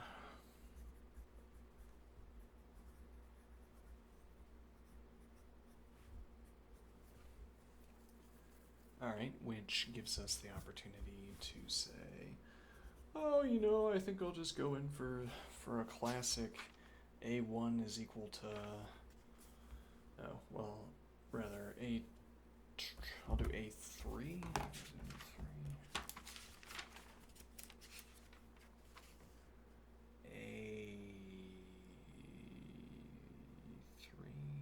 Would work, though for some reason we have negatives.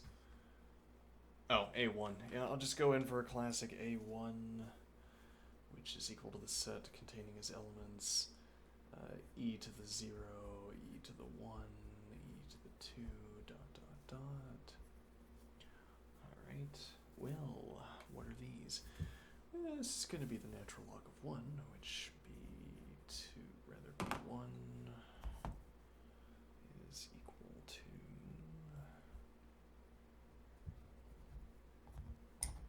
b1 is equal to the set containing as elements 1.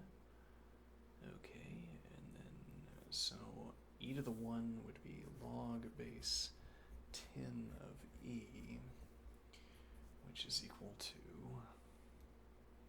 so let me look at my translation laws here. Oh, how many pages ago this was? Just a stack of pages here. Alright, so, oh, this is not where we had the translation law.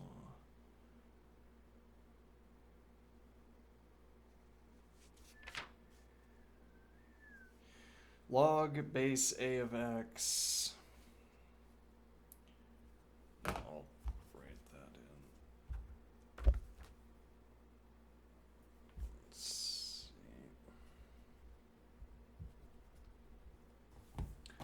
Log base a of x is equal to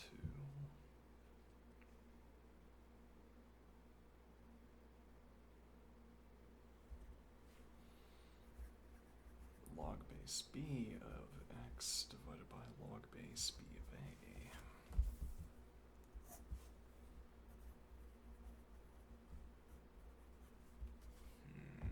Okay. And what do I want to do with that?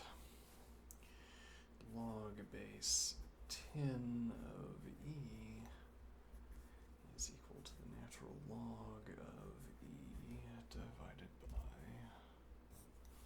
the natural log of 10. Okay. Justify, please. We got a, we got a, we got a, we got a. X, we got X, we got E, we've got E, right, and now B, well that would be E, let me see.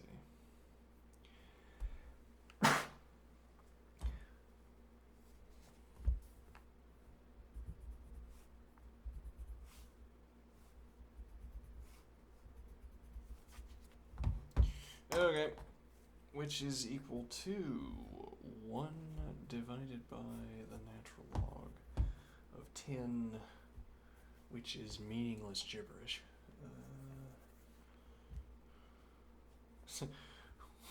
Which is meaningless gibberish. Alright.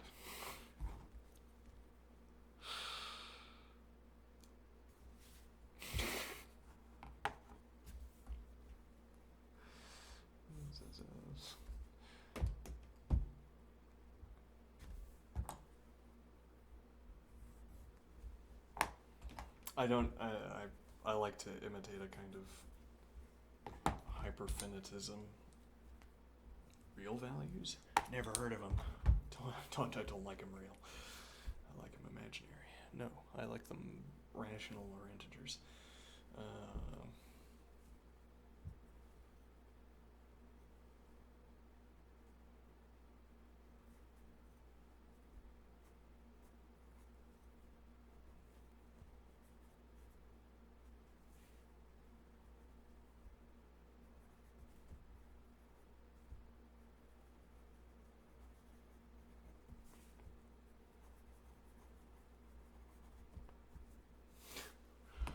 Okay, let's see.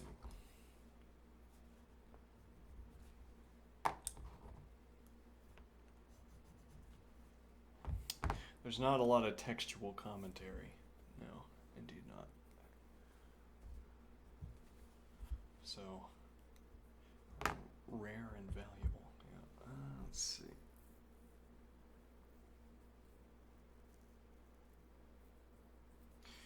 Now, so if I want to have reasonable values, we have to say A1 is equal to the set containing its elements 10 to the 0, 10 to the 1, 10 to the 2, dot dot, and in general 10 to the C, dot dot dot. Okay. Which in retrospect is much the same as these up here.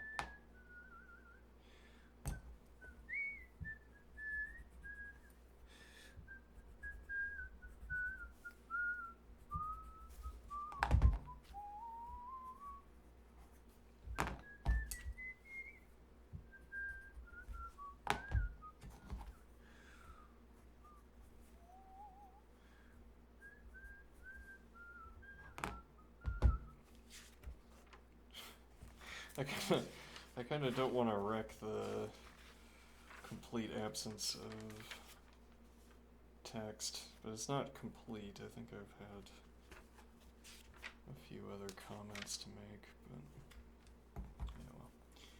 Alright, now,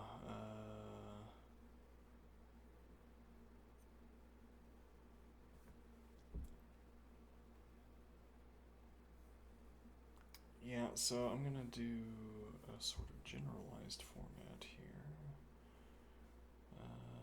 Let's see.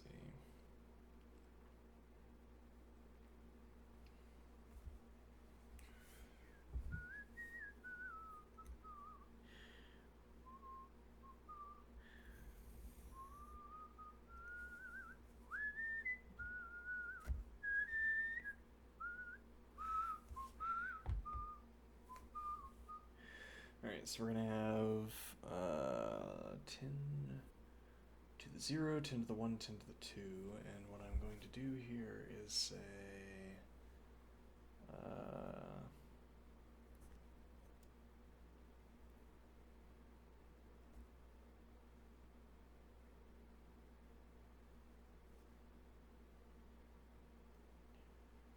okay, so this would be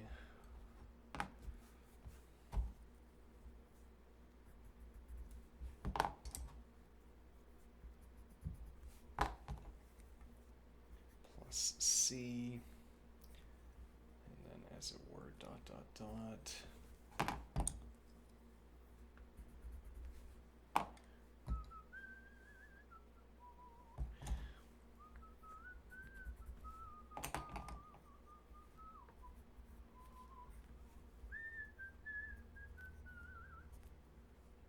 And I'll just foreshorten it 10.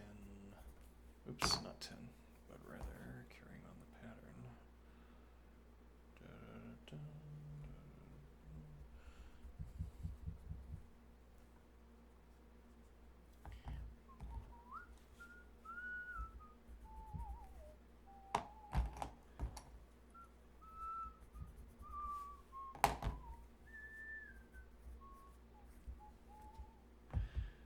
Oh, right, we want this to be black. So many of these colors have the convenient property that I can overwrite afterward to a darker shade. Within any of these color ranges. No, not within red. Red goes in the other direction, curiously. We can go from Spanish orange to orange, or orange to red, kind of. Whereas green, so that's going backward on the scale. Green goes forward because I can choose a darker shade of green. And then similarly with blue, I can always overwrite with a darker shade of blue.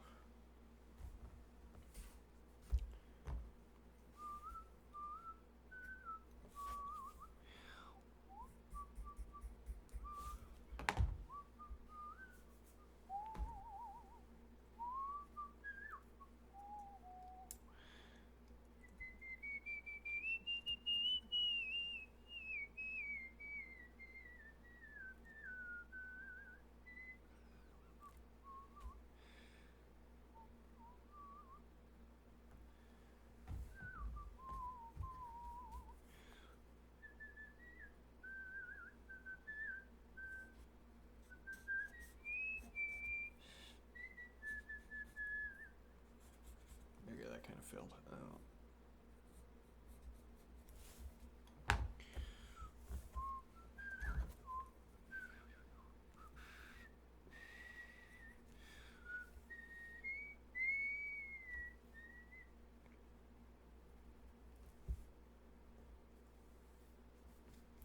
Yeah, and this doesn't really have...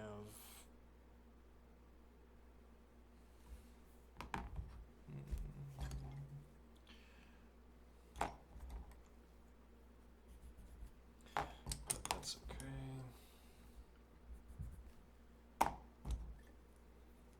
Just gesture. Dot, dot, dot.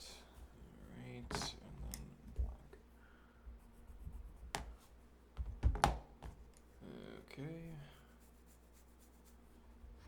Sure.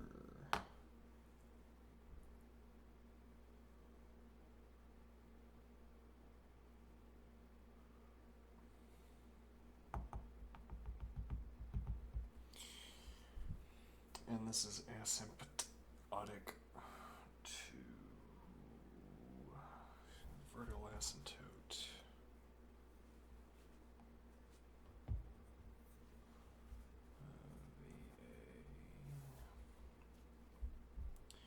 Well, that would be at 0, wouldn't it?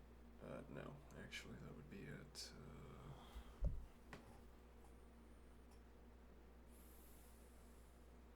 Wait a minute, what is that supposed to be at?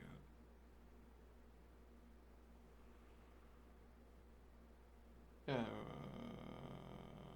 be at 10. Right. X equals 10. No. Today's a little bit rough on the math. Oh, let's see. Log base 10. Oh, what camera am I on, by the way? Alright. Log base 10 of x. Let's see. We throw 10 in there, we get 1 out, and then we get 0 out. Okay.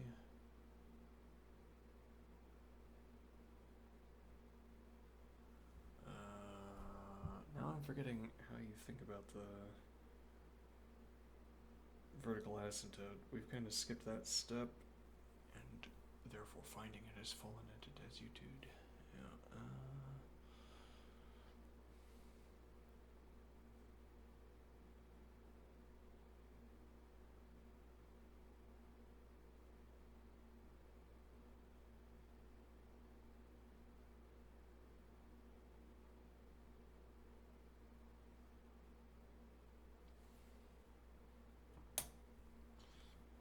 Yeah, I set out to do reverse vibe coding, and then I got raided, and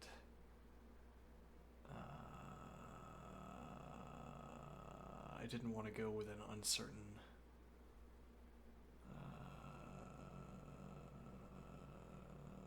idea. Yeah, I would have to have worked out. I mean, it's the same point we've been making, which is that choosing an input, choosing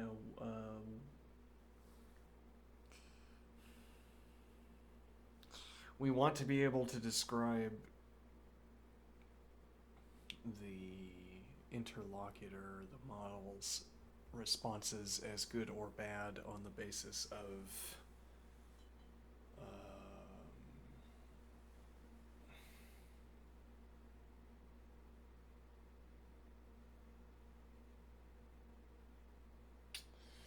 let me think here. We're like we don't initially we think success or failure on the model's part is adherence to our expectations. So the model is succeeding when when it meets my expectations for success.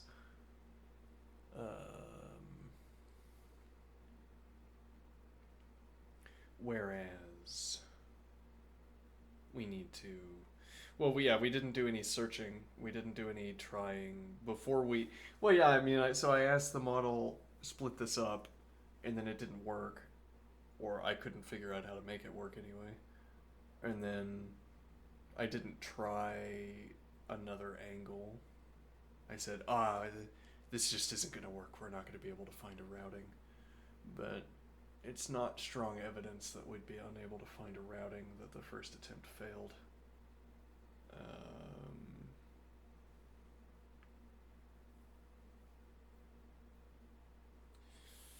Anyway, next time. Well, yeah, it was my first go at it, and then I dropped the idea because everybody's watching. What if it doesn't work? And then, yeah, well.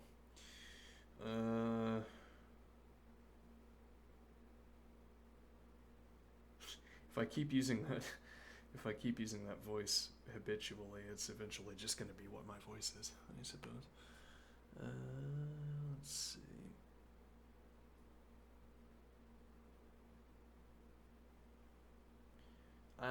What point are we trying to make with this?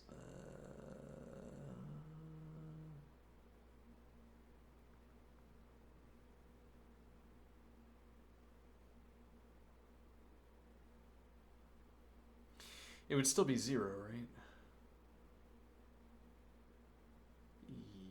Yes. Why? Well, we still can't input a negative x value, so there are no values for negative x values. Okay, so it can't be the case, for instance, that... Okay, so why aren't we asymptotic to some other positive y value, or rather some other positive x value, and how would I know?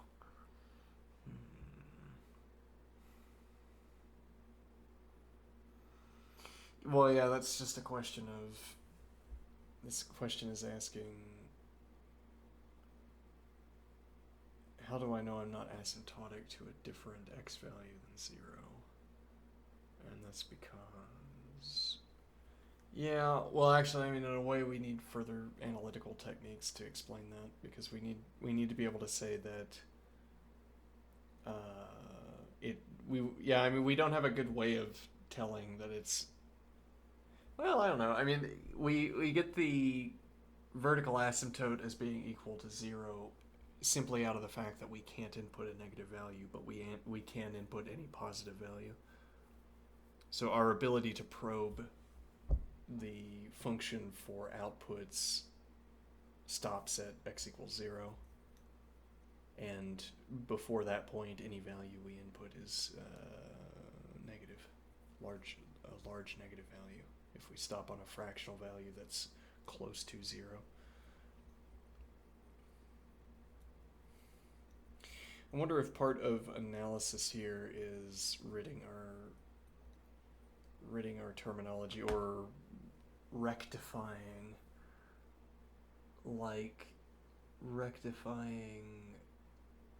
voltage. No.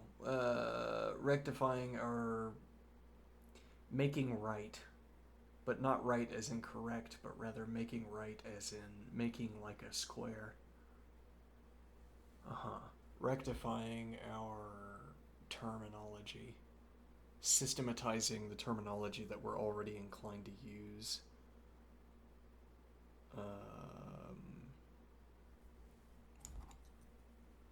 So I want to say that we get close to 0. What does that mean?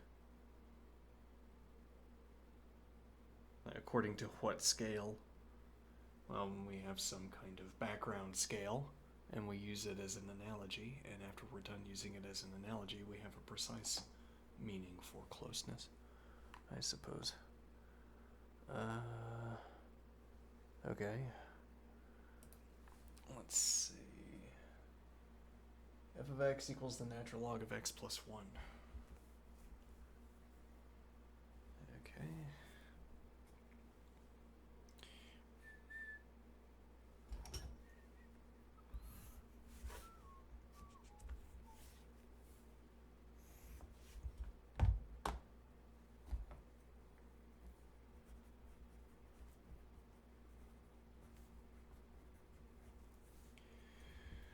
All right, and now a 1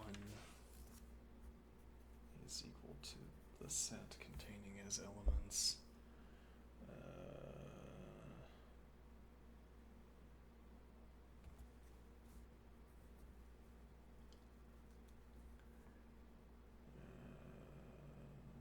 0,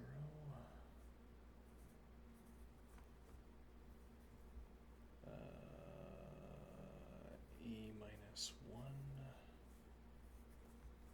e squared minus 1. Yeah, so this one should probably be e to the 0 minus 1, so that we can establish this sequence.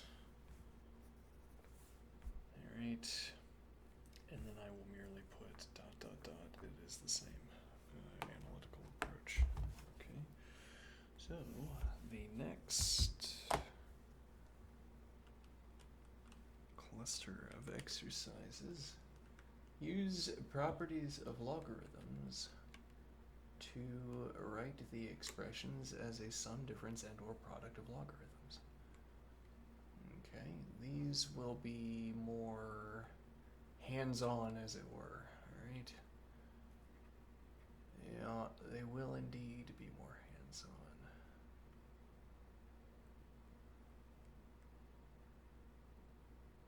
Okay.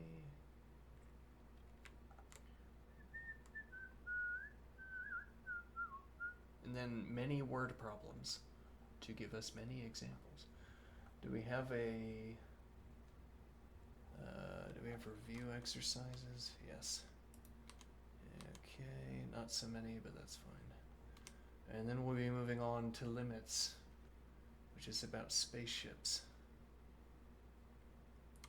And if I read this correctly, moving fast. Okay.